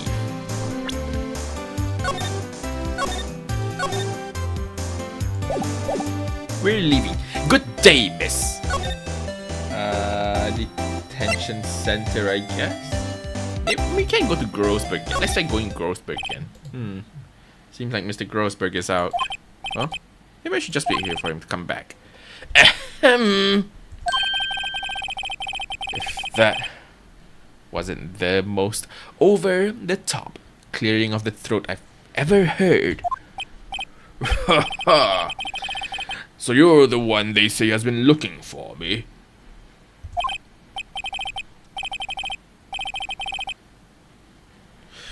Yes, that's me.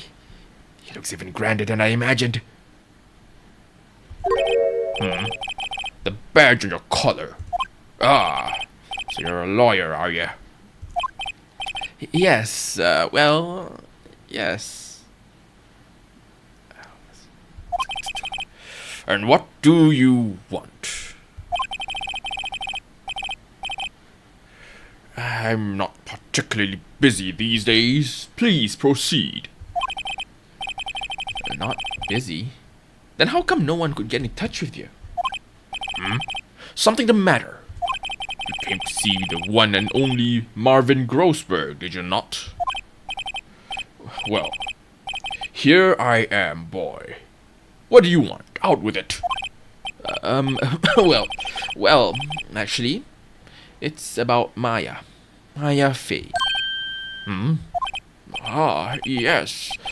Maya Fey, go on. Why the strange reaction? Cha-cha. I'm really quite busy here, son. I can't go taking cases on a day's notice. No, it's quite impossible. Wait a second. How did you know the trial was tomorrow? Ahaha! What do you say to that, Mr. Grossberg? Anyway, I'm afraid it's entirely impossible for me to represent her. Sorry. End of discussion. What's going on? He refused me before I even got a chance to ask him. What do I tell Maya? Examine. Pretty sure I've examined the entire room. Yeah, I already examined the entire room. Let's talk. Your refusal. How can you refuse like that? Please, tell me why you won't take the case. Well, you see, it's just, I'm busy, you see. But the client is Mia Fey's sister. Oh wait, no, that's Phoenix, never mind. Client is Mia Fey's sister. Mia trusted you. She knew her sister would be in good hands. Yes, of course, I know that. However, I'm sorry, but I must refuse. Sorry, goodbye. Creep. Fine. I don't have the time to argue with you anyway. I'll go look elsewhere. Think not. Huh? Did you say something? I think not, I said. What do you mean? I'm terribly sorry, but I'm afraid that no lawyer worth the assault will take on this particular case. Terribly sorry, my boy. Why? I cannot say. I beg your pardon, but could you leave now? Nothing more to discuss with you. What's going on here? How did you know Mia Fey? She worked here a long time ago. Quite the apprentice, that one. Learned my techniques in the blink of an eye. She left one day, quite suddenly. She had a mission, you see. A mission? You could see it in her eyes. She followed it with a burning passion. Never looked back, that one. That painting? That's quite a painting. Aha! You're noticed. What pride and joy. Impressive, isn't it? Well, isn't it? The color of the sky, the hue of the sea, the weave of the straw hat. It's worth at least 3 million. I have no intention of parting with it, of course. No, I won't sell it. Not even to you. I mean, I wasn't interested. It's not for sale. I'm not buying. Jeez. Oops, you're too aggressive there. Hold on.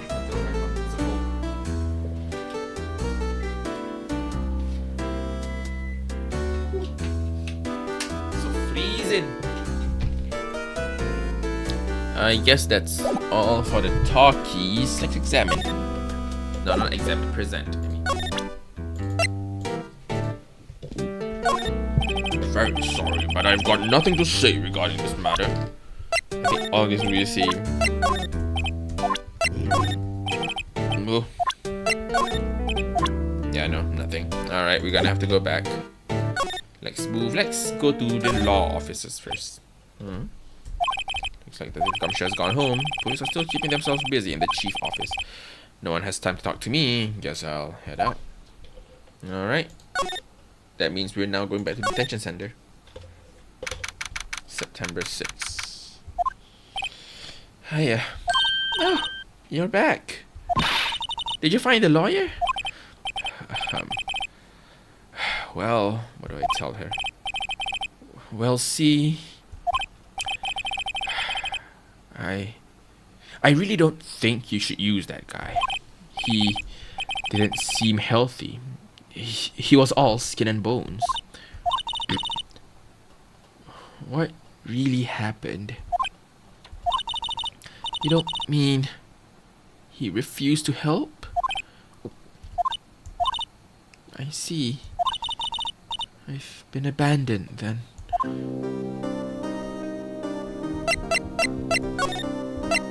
Your family? What about your family? I only had my sister. My father died when I was very young. And I don't know where my mother is. Don't know? So she could still be alive. The women in my family have been medium for generations. Oh, whoa, that's not. Oh. Never mind. They say a lot of spiritual power runs in our blood. About 15 years ago, our family was involved in an accident. There was a man. He ruined our mother's life. Ruined? That's indeed a choice of word, I guess. After that, she disappeared. Several years after that, my sister announced she would become a lawyer, and she left the mountain. So, you live by yourself? Yes. I've gotten used to it. Oh, also, I had to become independent, or I would lose my powers. I feel bad for her. All by herself up on that mountain. Your mother's enemy. So, who was this man who ruined your mother? About 15 years ago, there was an unusual murder case. It made quite a stir. Everyone was talking about it, apparently. The police were running out of leads, and they were getting desperate. Wait, they didn't use a spirit medium, did they? The police convinced my mother to try contact the victim. Wow. So what happened? The case was solved. We thought. You thought? Oh, I guess it must be like the man my mother helped the police capture was innocent. The police's consultation with the medium had all been carried out in secret, of course. But a man found out about it and leaked it to the press. He told all the papers that my mother was a fraud, and the media jumped on it big time. My mother, became the laughingstock of the nation. I see. White. Excuse me? That was his name. My sister told me. White.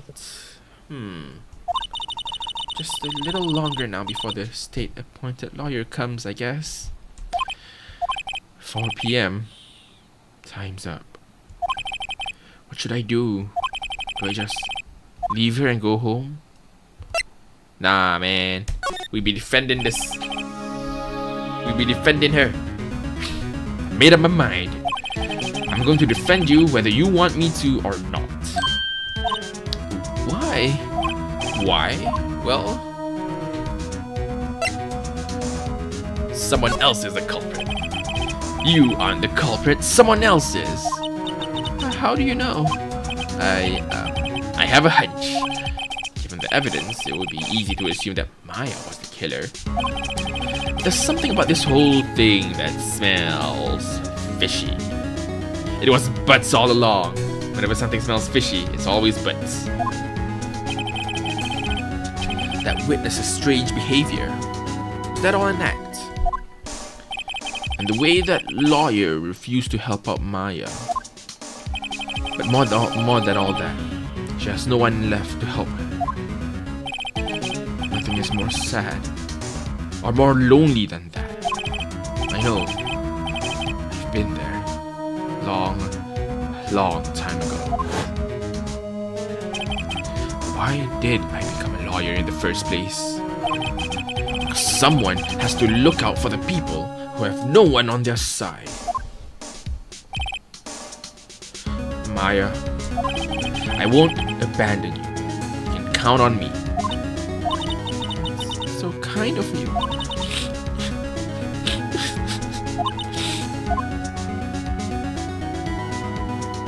Well, let's fight this one and get you out of here.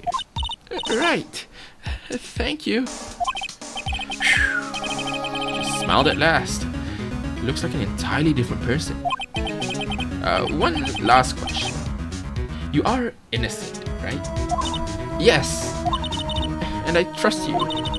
So you trust me too. Okay? It's a deal. So, what next? Something that's been bugging me. I mean, with everything surrounding the case and how people are reacting with it, I'm sure there's something.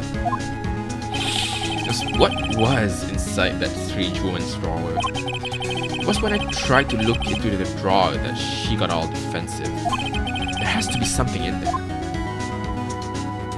Okay. I think we can bring out the phone now.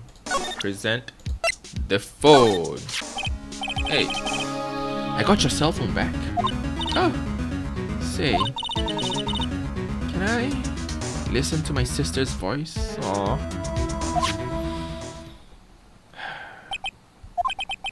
Maya's eyes closed. She listened to every word with such intensity. Before long, tears began to roll down her cheeks. Thank you. I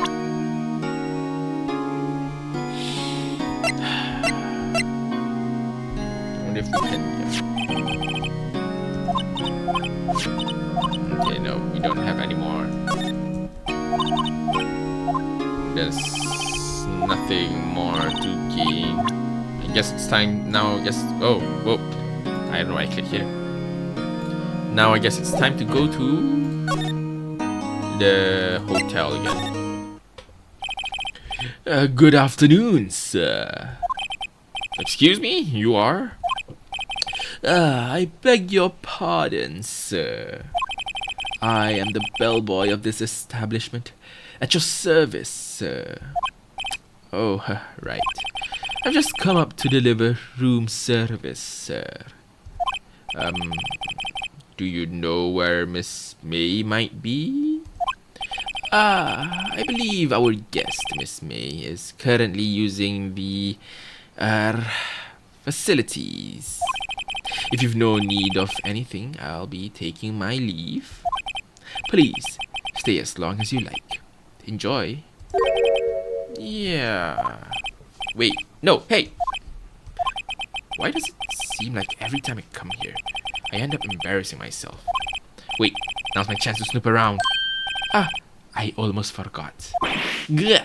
You came back quick. Might I ask you to inform Miss May that there is a message for her? Please tell her that Mr. White of Blue Corp phoned. Mr. White? Hang on. Oh, right. Sure. Mr. White of Blue Corp. Where have I heard that name? Yeah. White was the name of the guy who ruined Mia and Maya's mother. Could it be a coincidence? Never examine. There's a screwdriver sticking out that half of a drawer, not my chance. What do we have here? Wiretap? What would a woman like her be doing with a thing like this? Huh. There's definitely something suspicious going on about this Monday. Mr. White. Ah, we're playing Cluedo, I see. Mr. White killed Mr. Purple in the living room using a rope. Why would she have something like this in her hotel room? There's a story behind all this. I know it. Alright. Using this bit of evidence in tomorrow's trial, that's for sure. For Maya's sake. Professor Plum, there we go. I forgot their names.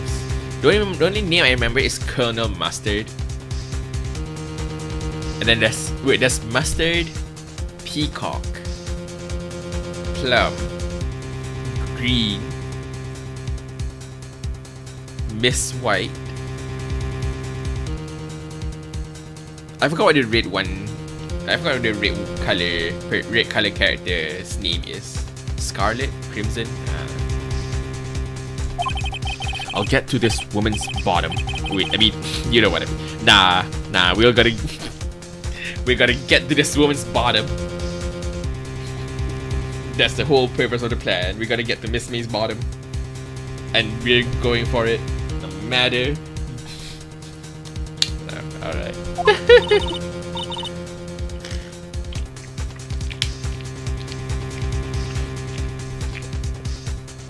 Oh, bellboy. Still there? Oh wait, that was me. No, never mind. Revenant Green, Mrs. Peacock, Miss Scarlet, I don't know, Miss White, Professor Plum, and Colonel Mustard. There we go. I was right, it was Scarlet. Who's the one who's like hosting the game? Supposedly hosting it, like the main guy who was killed. I forgot. Yeah, never mind. No, yeah, you're right. Revenant Green, Mrs. Peacock, Miss Scarlet. We should play Cluedo sometime. No clue, no Cluedo. I look forward to tangoing with you tomorrow, Miss May. In court. Cue the Batman. Cue like the old 80s, 90s Batman theme. Save it. Ooh. Yeah, like save it here.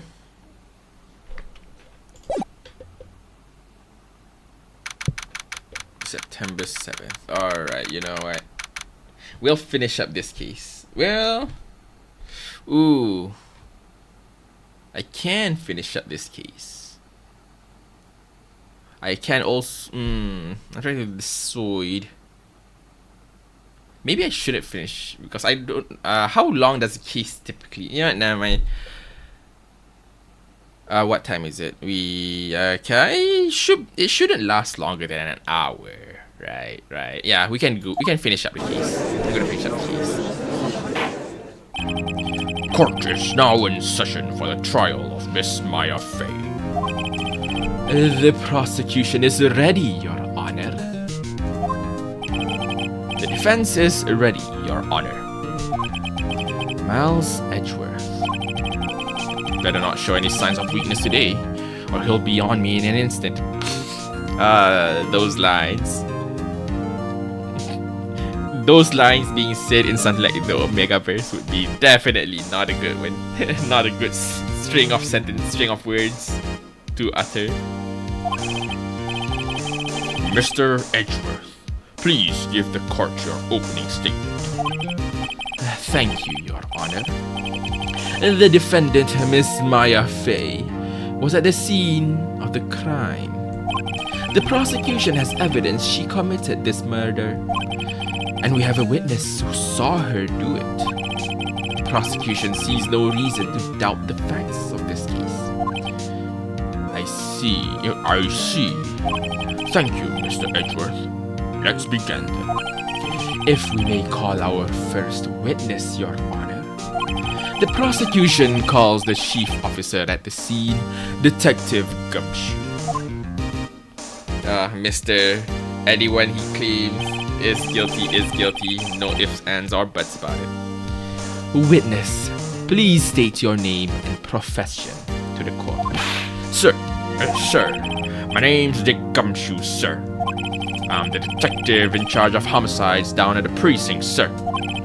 Detective Gumshoe, please describe for us the details of this murder.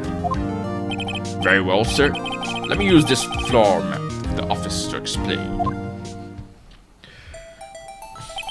The body was found by this window here. The cause of death? Loss of blood due to being struck by a blunt object, sir. Murder weapon was a statue of the thinker found next to the body, sir. Was heavy enough to be a deadly weapon, even in a girl's hands, sir. The court accepts the statue as evidence. They're still calling it a statue. Floor plans, the murder scene, the vehicle, the office. Now, detective. Yes, sir. You immediately arrested Miss Maya Fey, who was found at the scene, correct? Can you tell me why? Ain't nothing but... Yes, sir. I had hard evidence she did it, sir. Detective Gumshoe, please testify to the court about this hard evidence as opposed to soft evidences. As soon as the phone call came in, I rushed to the scene. There were two people there already. The defendant, Miss Maya Fey, and the lawyer, Mr. Phoenix Wright. I immediately arrested Miss Maya Fey. Why? Why? We had a witness account describing her. The witness saw Miss Maya Fey at the very moment of the murder. The very moment, you say? Very well, Mr. Wright. You may begin your cross-examination. Yes, Your Honor. Cross-examine what? Couldn't see a single contradiction in the testimony.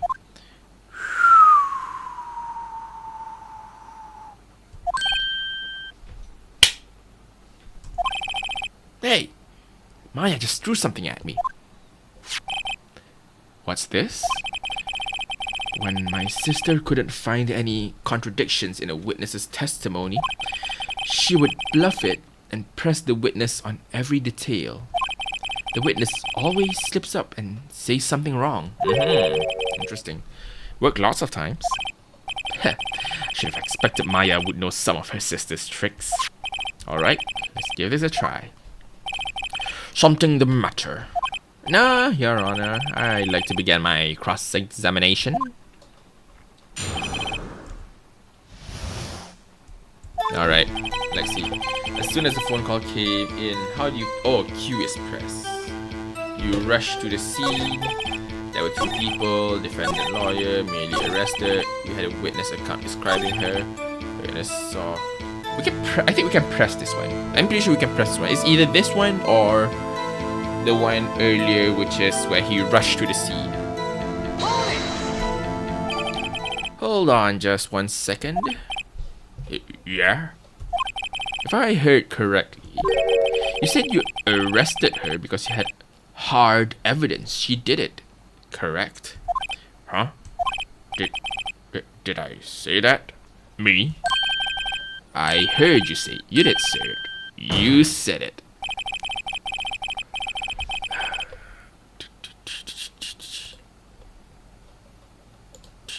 Hold on a minute.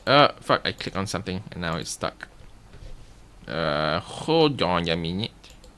Got something I needed to do. Butcha butcha boo boo boo. Hapacha pacha papa.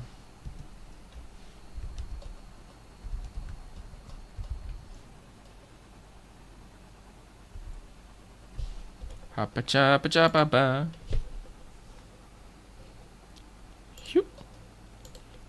Okay, there we go. Sorry. Exactly what about this suspicious woman in pink's claim was hard evidence? What? Miss May isn't suspicious, and she sure isn't pink, pal. Well, I guess she is pink. That's enough, Detective Gumshoe. Do you have any more solid proof other than her claims, Detective? I guess pressing can have its advantages. Yes. Good. Sorry, I got the order of things mixed up in my testimony, Your Honor, sir. There was something I should have told you about first, Your Honor. Very well, Detective. Let's hear your testimony again.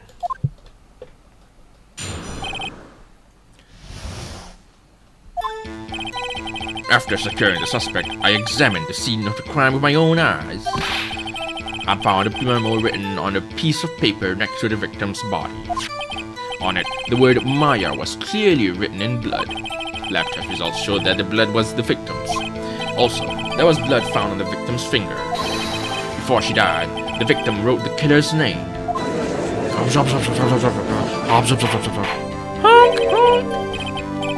I like that. That's my hard evidence. Before we begin cross-examination, I have a question for you, Detective. Your Honor? Why didn't you testify about this vital piece of evidence the first time? I know. I'm real embarrassed I forgot about it, Your Honor, sir. Try to be more careful.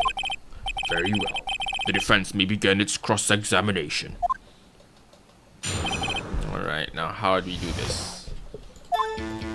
Securing the suspect of the crime, find a memo on it with my lab test results. Blood was found on the victim's finger.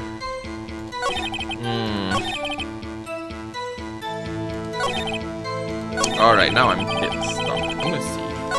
No, I can't see. Never mind. This one's stumping me a bit. After securing the suspect, I examined the scene of the crime by my own eyes. That one, I don't think there's anything to dispute about that. He found a memo written on a piece of paper next to the victim's body. The word Maya was written clearly in blood. Lab test results showed that the victim, there was blood found. Before she died, she wrote the killer's name. Should I press this? Is there a risk in pressing?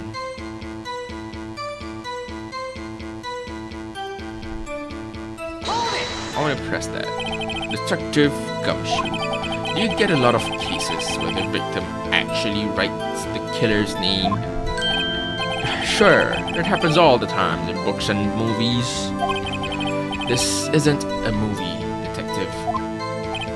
Oof. Let's talk about reality, shall we? I just realized my mouse was like moving around there. Ugh. Hold on, water.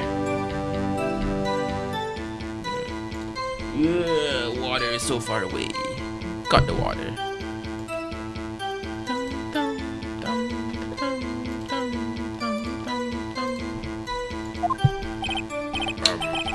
It's a game. No, Paige. You mean tell me this isn't reality? This isn't like us playing through history? How dare you, Paige? This is exactly what happens in court cases. I guess I haven't heard of many cases, no. Don't you find it a little odd that the victim would write down a name? Especially the name of her own sister? Yeah, actually, you got a point, pal. Objection! Stop right there. The witness's opinion on the matter is irrelevant. The facts are clear. The victim wrote down the name of the accused. The victim told us the name of her killer. Order! Order! That didn't go so well. That's right. what he said. That's his whole testimony. Okay, there has to be a contradiction in there somewhere. Let's find it. After securing the suspect, I examined the scene with my own eyes. I found a memo written on it, the word Maya. Lab test results. That finger. What is... Hold on.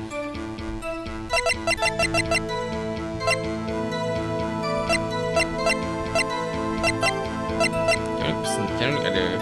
No, we can't. What would be... Hold on, let's go back all the way to front.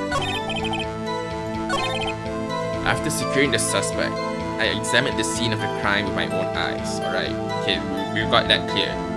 There is no way to contradict this statement. That is exactly what he did. I can probably push this, but like, maybe not. Found a memo written on a piece of paper next to the victim's body. That one is also true. We all did find the memo. So like, there's nothing to contradict there. On it, the word Maya was written clearly in blood. Also true. Fuck. Fuck. Fuck.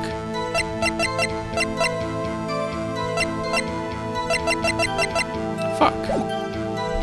Fuck. Can I like save you? I'm gonna save you.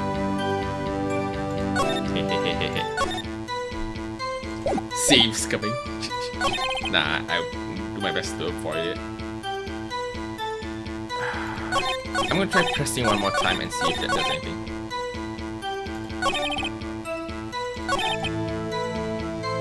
But what do I want to press?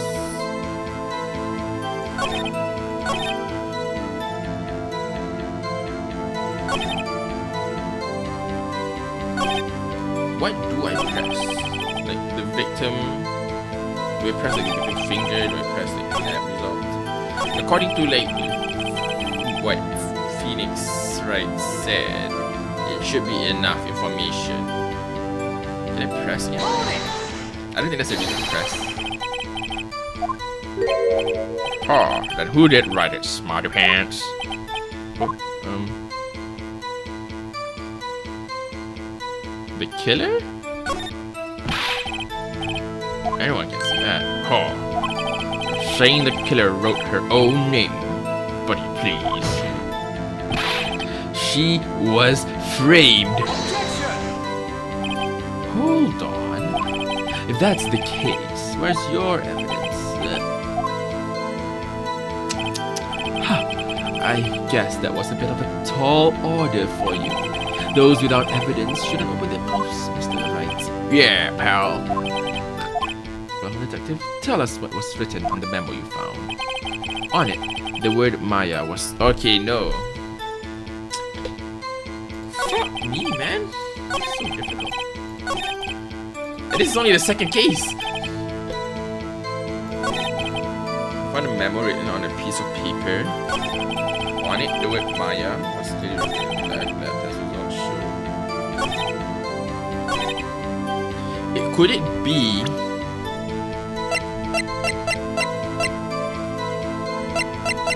I want to say it's this. Death was instantaneous. Like if death is instantaneous, how could she have even written anything after being attacked? Like they said that the note is written in blood, and the blood is the blood came from her.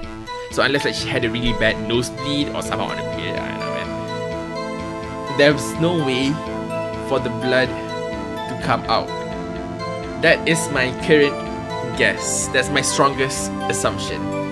Because everything previously fits, is in line. There's no contradiction anywhere. The only part that could be a contradiction is this. The fact that she died immediately. Please let it be right. Oh, fuck. Sorry, it's E. Objection! Detective Gumshoe. There's one thing I want you to clarify for me here. You say that the victim Mia Fey wrote this note. That she was accusing the defendant, Maya Fey? That's really what you're saying? What? This isn't one of those lawyer tricks now, is it? Of course she wrote it. Who else could have? Ooh, Detective Gumshoe, you made a mistake right there. You have it backwards, Detective. Backwards? The victim is the only person who absolutely could not have written it. Oh yeah, boy.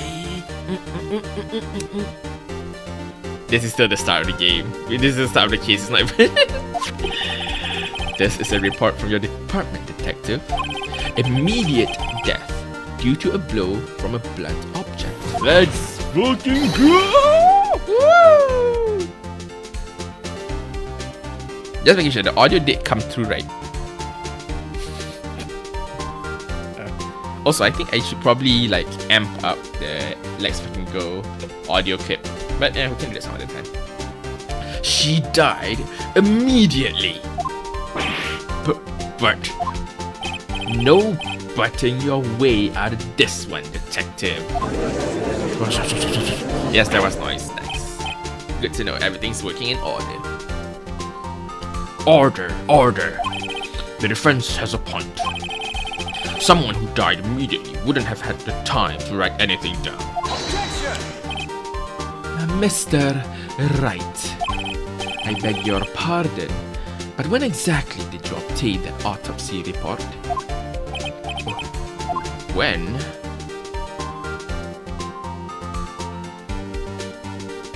The day after the murder? Yeah, because we don't get it immediately. We get it the day after the murder. How?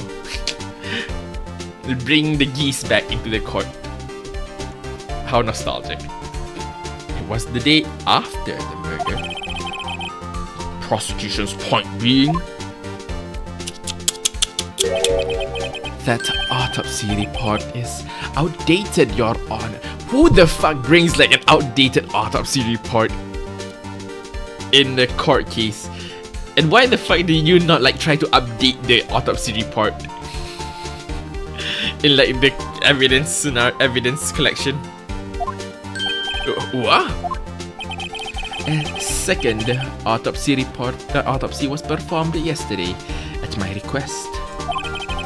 Death was almost immediate due to a blow from a blunt object. But there is a possibility the victim lived for several minutes after the blow. I received the results this morning. No way! Your Honor, it's quite easy to imagine that the victim did have time to write Maya. That is all. I see. Damn you, Edgeworth. Should have known you'd have something up your sleeves. Why, Mr. Wright, you look shocked. Something you want to say? You're a sham, Edgeworth.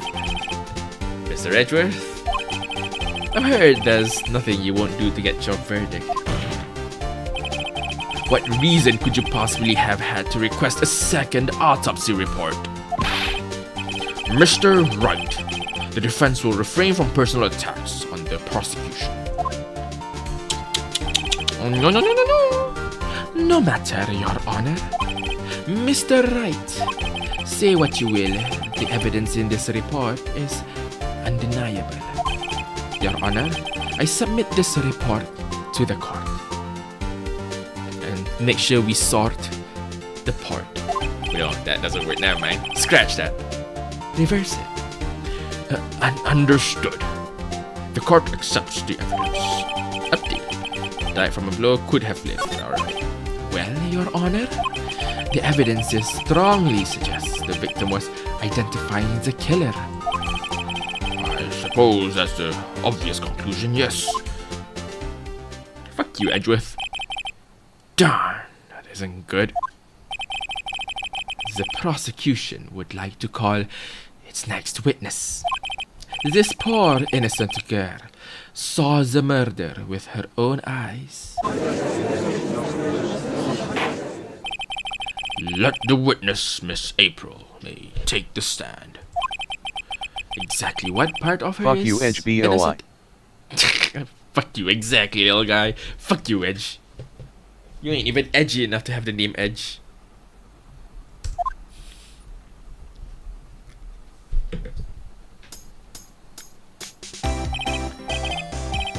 Did the music change? Witness, your name, please. April May. At your service.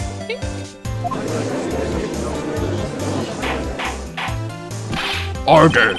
An introduction should not require any reaction from the crowd. The witness will refrain from wanton winking. Aww. Yes, Your Honor. This is not good. She's already captured the hearts of every man in this courtroom. Men. So easy to charm. Tell us, where were you on the night of September 5 when the murder occurred? Gee, I was like in my hotel room. Memby the horn. Exactly. Don't worry, they're all focused on the plot. They haven't lost the plot just yet. In fact, they found more.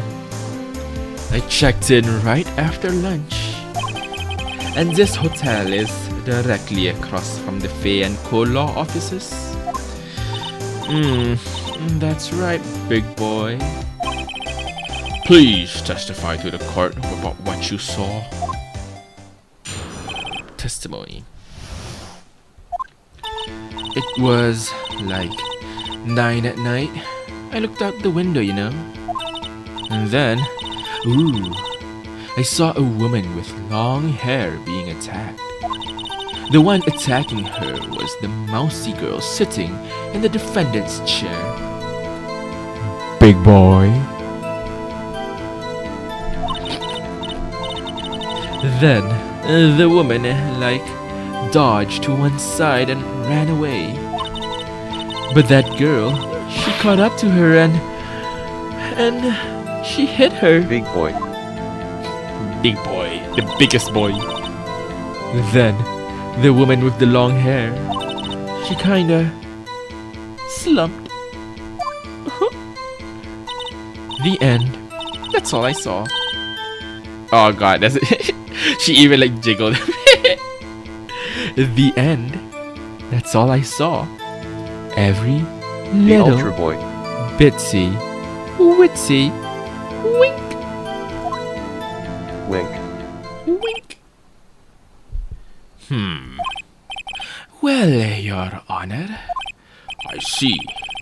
It is a remarkably solid testimony. I don't see a need to trouble the witness any. Wait, Your Honor. Yes, Mr. Wright.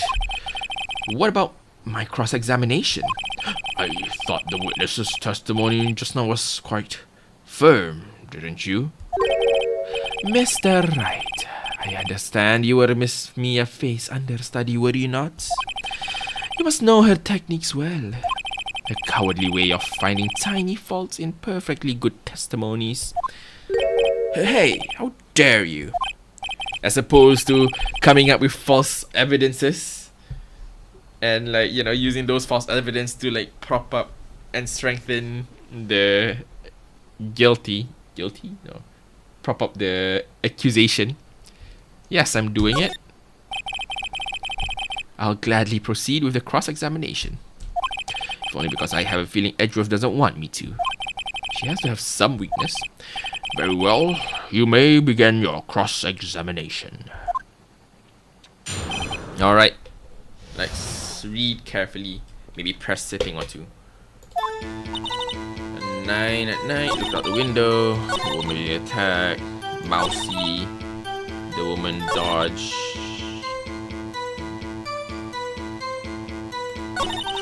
Ooh. I think I want to question this one because... Are you sure that's the case? How do you know she was the defendant? Huh? Well, you know, she had a girlish physique. Women know these things. Look, I just know, okay? There was only one person at the scene of the crime with a short, girlish figure. The testimony is bulletproof, Your Honor. He's right. I question the testimony. I question it. Hold on a minute. Testimony stinks. What? Miss May, I'm willing to bet that. Oh, ooh, shit. Ooh. Your lying technically covers everything. Which is more accurate? She lied? Or she saw nothing? I guess technically she still lied either way. Because like, she says she saw someone. Specifically Maya. I guess I'm gonna go with you're lying. Are you telling the truth? Did you really see the defendant?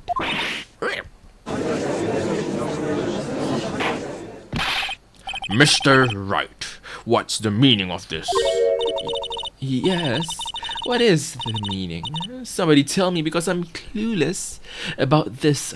Oh, stop playing the role of a bimbo lady. Crack the plot. Okay. If you had really witnessed my client, Maya Fey, you would have noticed her clothes before noticing her physique. No one wears clothes like this on a daily basis, except her. And I'm no expert on fashion, but her hairdo looks far from normal to me. However, the witness's testimony mentions neither of these things.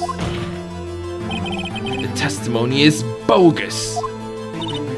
But still, we don't know if she was dressed that way the night of the murder. She was, Your Honor. I saw her. And so did Detective Gumshoe. What do you say to that, Miss May?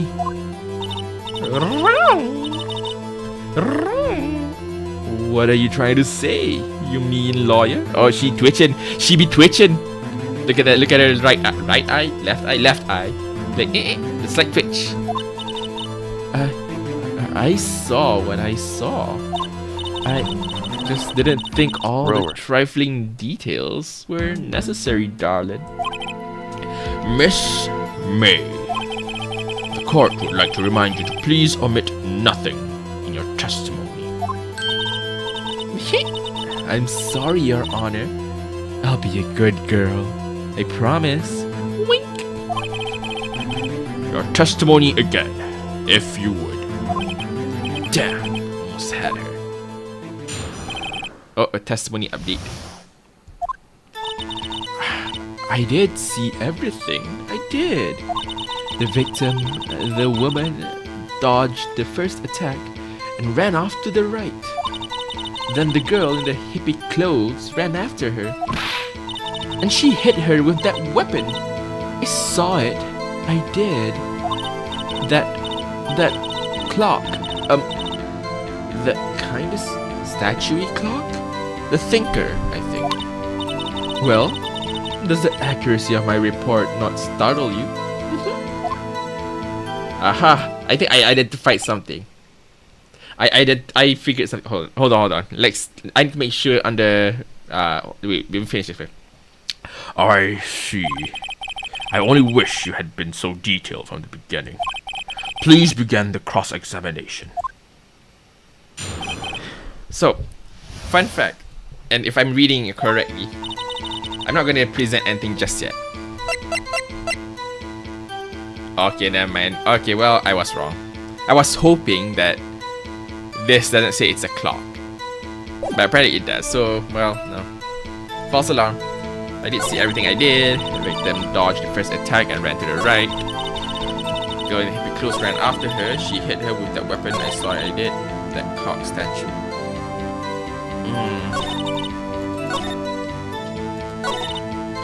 Victim dodged the first attack and ran off to the right. You did see everything I did. I want to press this further. Or should I? Hold on, what evidence do I have so far? Died from blow, or conversation, broken remains of a light stand. It mentions that it's a clock. How would she know it's a clock from so far away? See, it's possible that that is the answer, and that is what I'm hovering on. But the fact is, the evidence states that it's specifically a clock. So I don't know if it implies that she knows. We should assume that she knows it's a clock statue thingy-majig, because she's even like hesitant when she's saying it. So it's possible. I feel like I should push it first. I should push that first.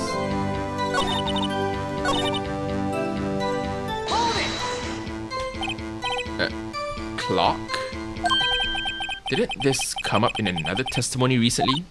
Oh, well, don't look so sour, Mr. Lawyer. You can't win them all. No. But I have a feeling I'm onto something now. It is here. It is here. Ooh, is it actually a clock? Like, it could be. I am not denying the possibility that it is. The question is she supposed to know that it's a clock? In this context of, like, you know, the trial. Hold on, I want to push one more. I want to push another one if possible.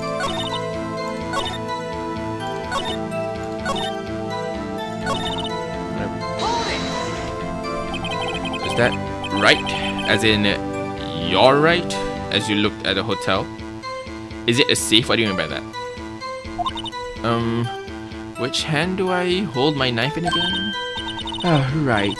It was my right hand, right? Satisfied, Mr. Wright. Please continue.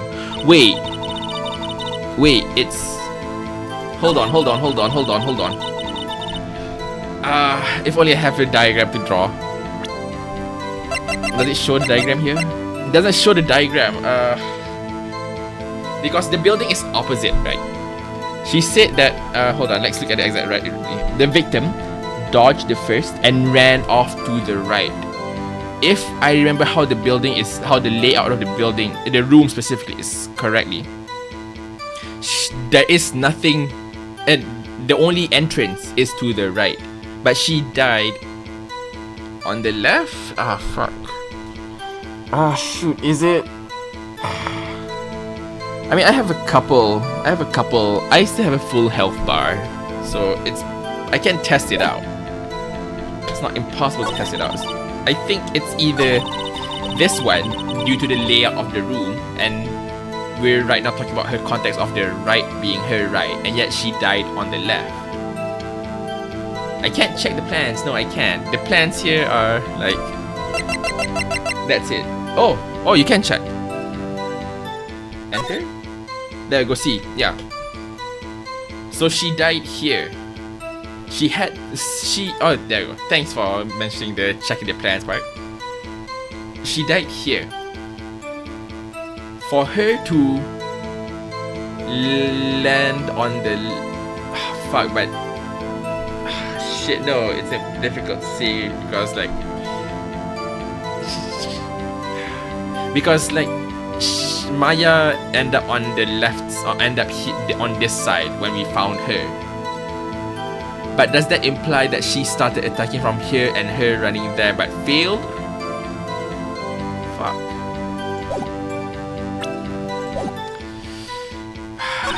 Okay, you know what, I'm afraid to try this one first. But you know what, no, I'm gonna have to. This is a serious playthrough. I will do my best to not save scum.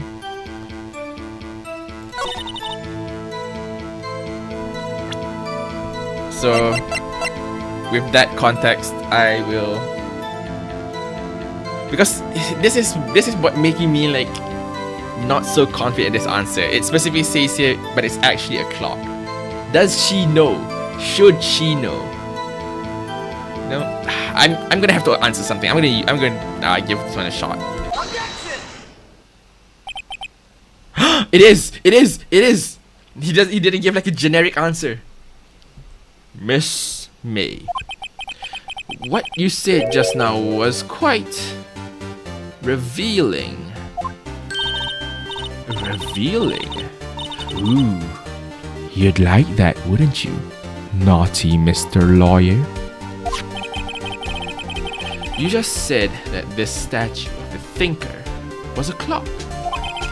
But there's no way of knowing that just by looking at it. There we go. So it is the case that she shouldn't know it's a clock. The fact that it's a clock is for us to be aware of it. For us to at least, yeah, for the lawyer side of things. Yep. Another person in much the same position as you recently called this a clock, too. And he was found guilty. That's of murder. I see by connection. You know it's a clock, therefore you're a murderer. Order, order. Miss May, can you explain how you know this was a clock? Ooh. The witness saw the murder with her own eyes. That's all that's important here. You know, what's important is where she saw the murder. The defense is trying to confuse the issue with trivial concerns. Yes, of course. You will withdraw your question, Mr. But questions are all I have, Your Honor. And as you may recall, I've caught murderers with these questions before. You caught one murderer. Well, I guess if you count. Well, now that I think about it, the only murder I counted was the one that he got it on his own. So maybe he did caught a couple of with Mia. But I wouldn't know that. Well, only once. There we go, only once. Objection sustained. You may continue to question the witness. Whew, that was close. If you stop me there, the trial will be over. Huh? What? So what happens now? What happens now is you answer my question. How did you know it was a clock? What? That's because I heard it? Yes, I heard it say the time. So, you've been to the law offices of Faye & Co. No, hey, I didn't say that. Why would I go there? I heard it from my hotel room. The law offices of Faye & Co., where the murder took place, is very close to the hotel. How close is it for like an alarm clock to be audible? Alright. She could easily have heard the clock. Yeah, if she has superhuman hearing, sure. Well, Mr. Wright, are you satisfied? No, Your Honor. I can't give up now. Not satisfied because she couldn't have heard it. It couldn't have rung. Yeah, it couldn't have rung because Mia removed the clock features. Does it have batteries? I mean, I guess it might have. But like, no, because early on, I mean, probably in case you missed it, because like early on, like essentially the prologue of the episode, she had a call with Maya where she talked about like wanting to give the clock as a clock containing some kind of evidence to her, and the way she decides to do it is to remove the clock features of the statue clock, the thinker, and replace it with like the paper evidence. So it couldn't have rung. Your Honor, members of the court, it is inconceivable that the clock in question rang. It's empty. Well, it's not empty. It's empty. That clock is missing its clockwork. Well, empty in that sense. How could you possibly... Just take a look. Right now. Oh. See anything interesting, Your Honor? It is as the defense says. This clock is missing its clockwork. It's quite empty. Mr. Wright, would you care to explain to the court the meaning of this? It is as you can see. The clock was empty. It couldn't have rung. Therefore, this witness is a big, fat liar. Fat? Well, Miss May? Tusk, tusk, tusk. Huh? Quite a show you've put on for us, Mr. Right. Alright, what bullshit you going to pull out your ass this time, Edge? He knew the clock was empty. Somehow, he knew. I'm afraid you've forgotten one thing, however. Indeed, the clock is empty. As you say, it can't ring. However, we must ask, when was the clock removed? Okay, I know this answer. Okay, this one's easy. This one's easy pickings.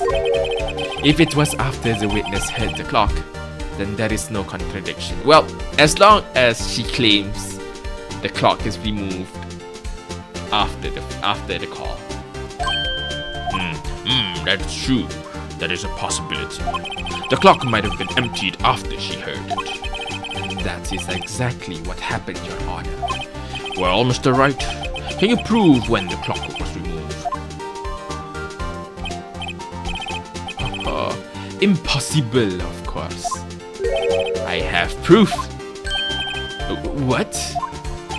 Wasn't it you who told me proof is everything? Well, I was listening. And now I'll show you the proof you like so much.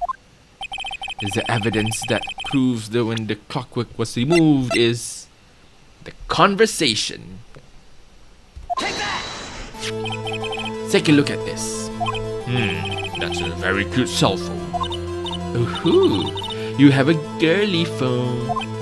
Wait, this isn't my phone.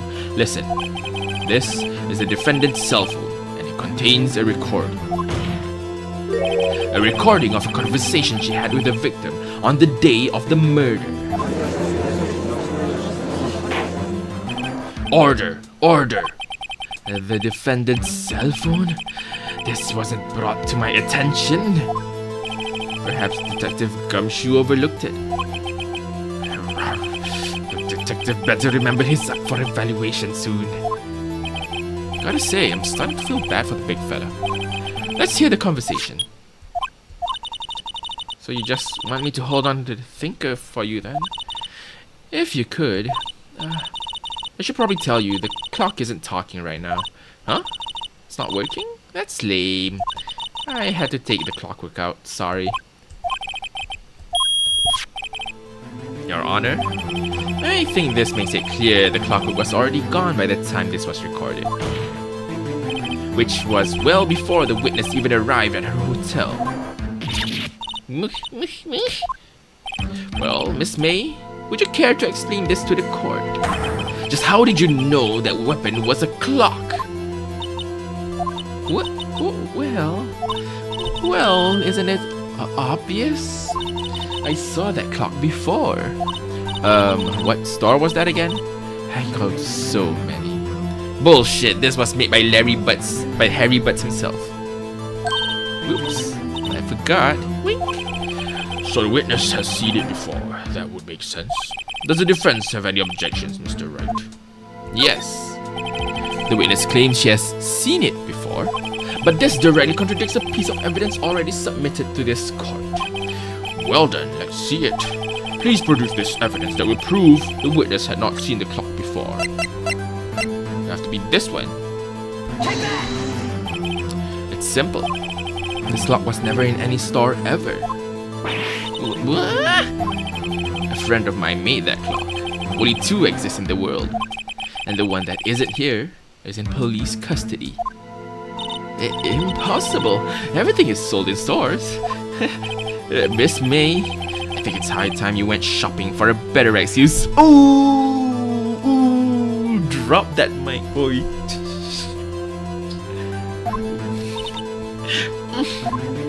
Oh? Excuses not on sale today?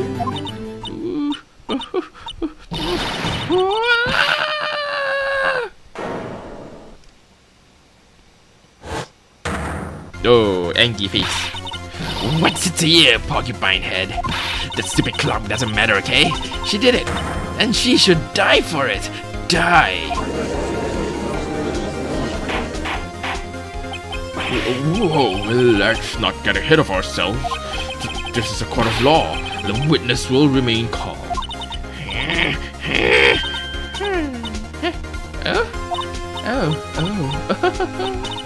Silly me.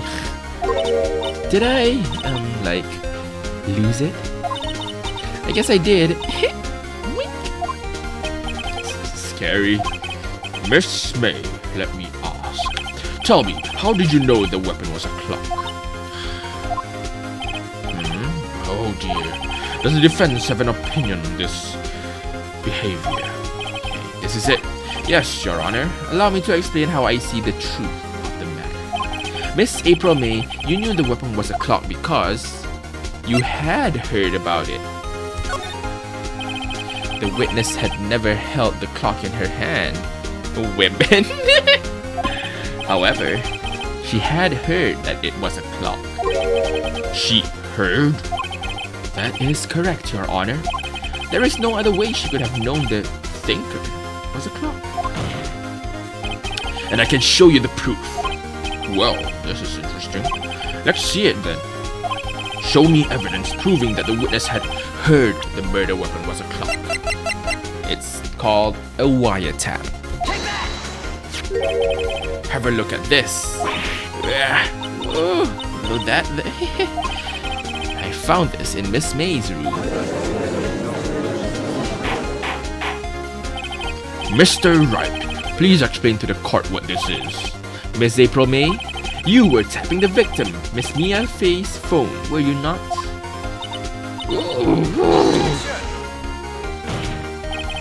Your Honor, this is irrelevant. I'm not entirely sure that it is. Objection overruled. It troubles me that our witness was in possession of a wiretap. This is outrageous. Does the defense truly claim that the witness was tapping her phone? Absolutely. Even if that was the case, which is not, you still have to prove one thing. Did the victim ever say that the weapon was a clock on the phone? Can you prove that? I think not. Oh yeah? I think I can. It's simple. What? Here's my proof. The proof that the victim said on the phone that the weapon was a clock is a fuck. Fuck. Ooh. What would be the proof? The weapon is a clock on the phone. We don't know anything about wiretap. What hasn't been used? That's, I guess, one way we could look about it. The proof that the victim said on the phone that the weapon was a clock. On the phone. Ooh, this is... Ooh, I'm on a roll. This might be the... Okay, let's think. It can't be the room. I don't think it's the murder plan. The murder plan doesn't really tell anything. It's not the receipt. Why would it be the receipt? If it is, why would it be on the phone that the weapon was a clock? Is it the thinker? Or is it the phone? Thinker or the phone? Thinker or phone? Which is more likely? I mean, I guess it makes sense for the evidence for us to present the phone. Did the phone the phone call? The phone call never mentions.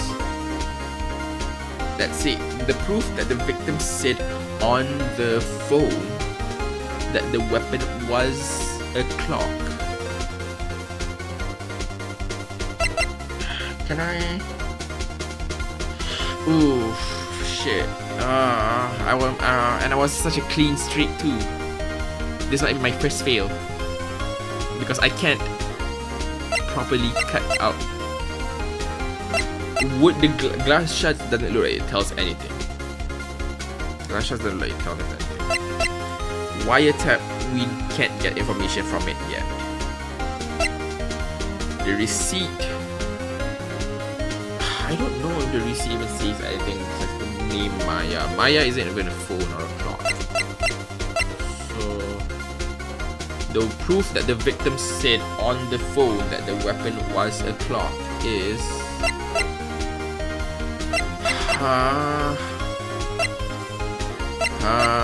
okay, oh, this is terrifying. Well, maybe not terrifying. Terrifying is the wrong word. This is stressful.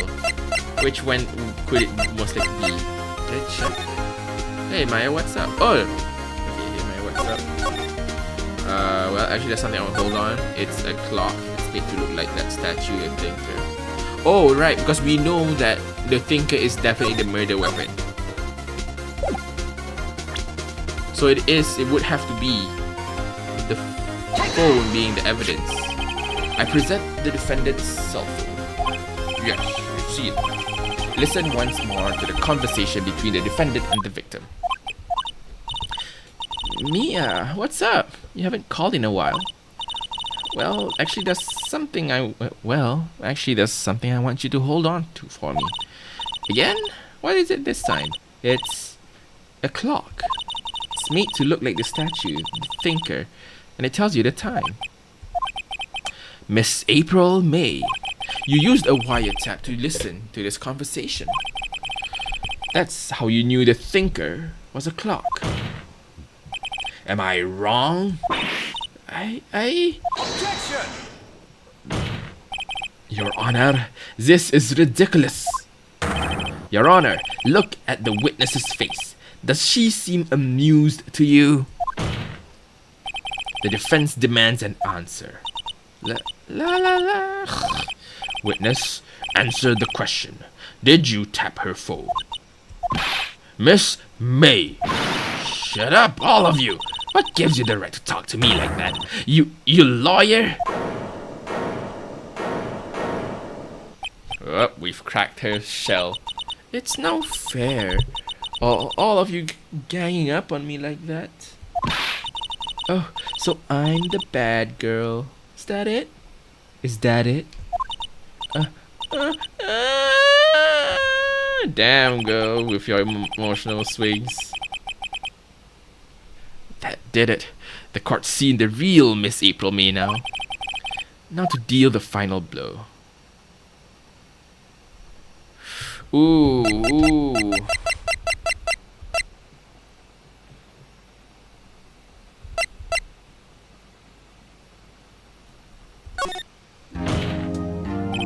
Miss May. What is it, you little shrimp? Talk to me in that tone of voice, will you? You killed her, didn't you? Order. There will be order. What? How can you possibly say that? Are you mad? All I did was a little wiretapping. Oops. So you admit you tapped her phone.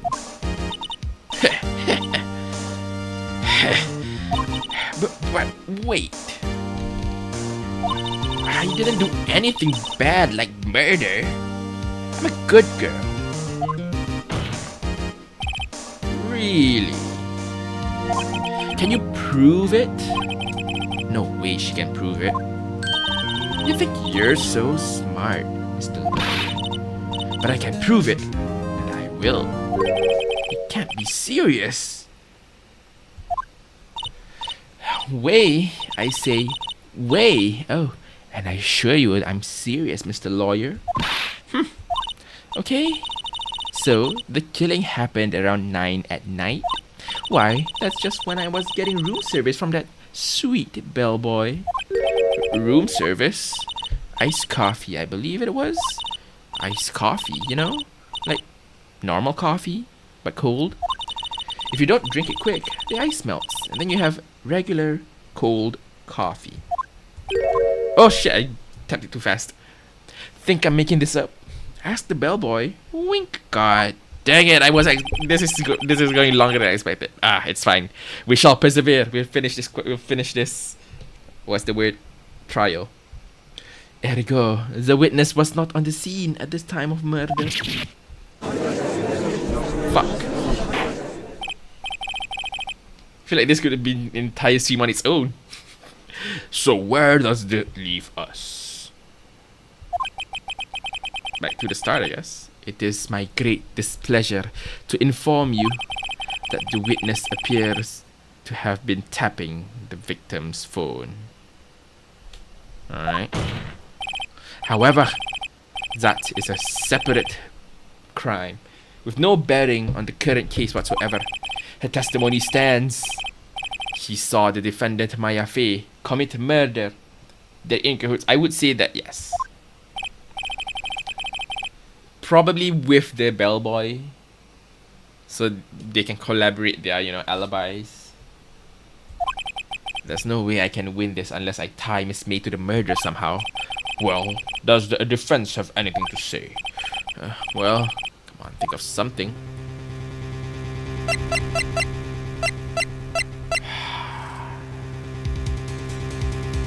Shit. Call the bellboy. The defense would like to call the hotel bellboy. Something suspicious here, and I'm going to get to the bottom of it. I think you've sunken quite low enough already. I object to calling the bellboy. Why? What's your reason? Because I hold that the wiretapping had nothing to do with the killing.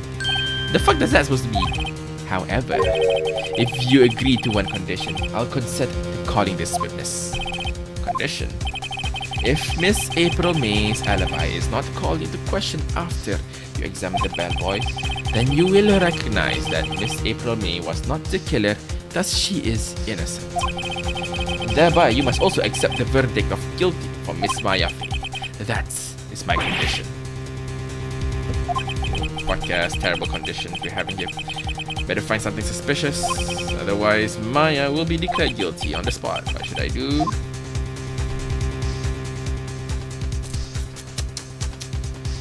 If only I saved earlier.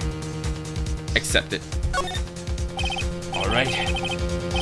I've got nothing to lose except for, well, everything. Understood. Accept your condition. Fool. You fell right into my trap. Wait. Very well. The court calls the hotel bellboy to the stand. Shit, this is longer. This is... I believe we're ready for the witness to testify. No, you know what? I'm gonna have to... Can I save it here? Oh, yes, I can save. Nice. I think I'm gonna have to call it... Well, not really. I'm at least call it in terms of playing the game, right? I will... Let's go just to Shining for a bit. Yeah, I'm gonna have to call it here. Or at least I'm gonna pause it right here. As much as pains me. But tomorrow I'm gonna have to wake up early and like do some things. So unfortunately, find out next week whether we figure out whether we save Maya or not.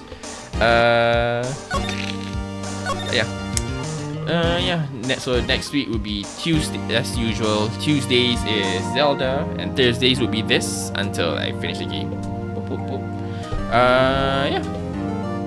All in all, thanks you guys for watching. Appreciate it. And I'll see you guys. Hold on. Need to check something for a bit before I actually like go. Bye bye.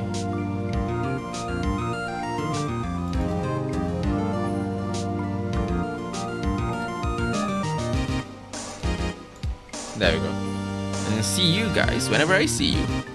Bye bye.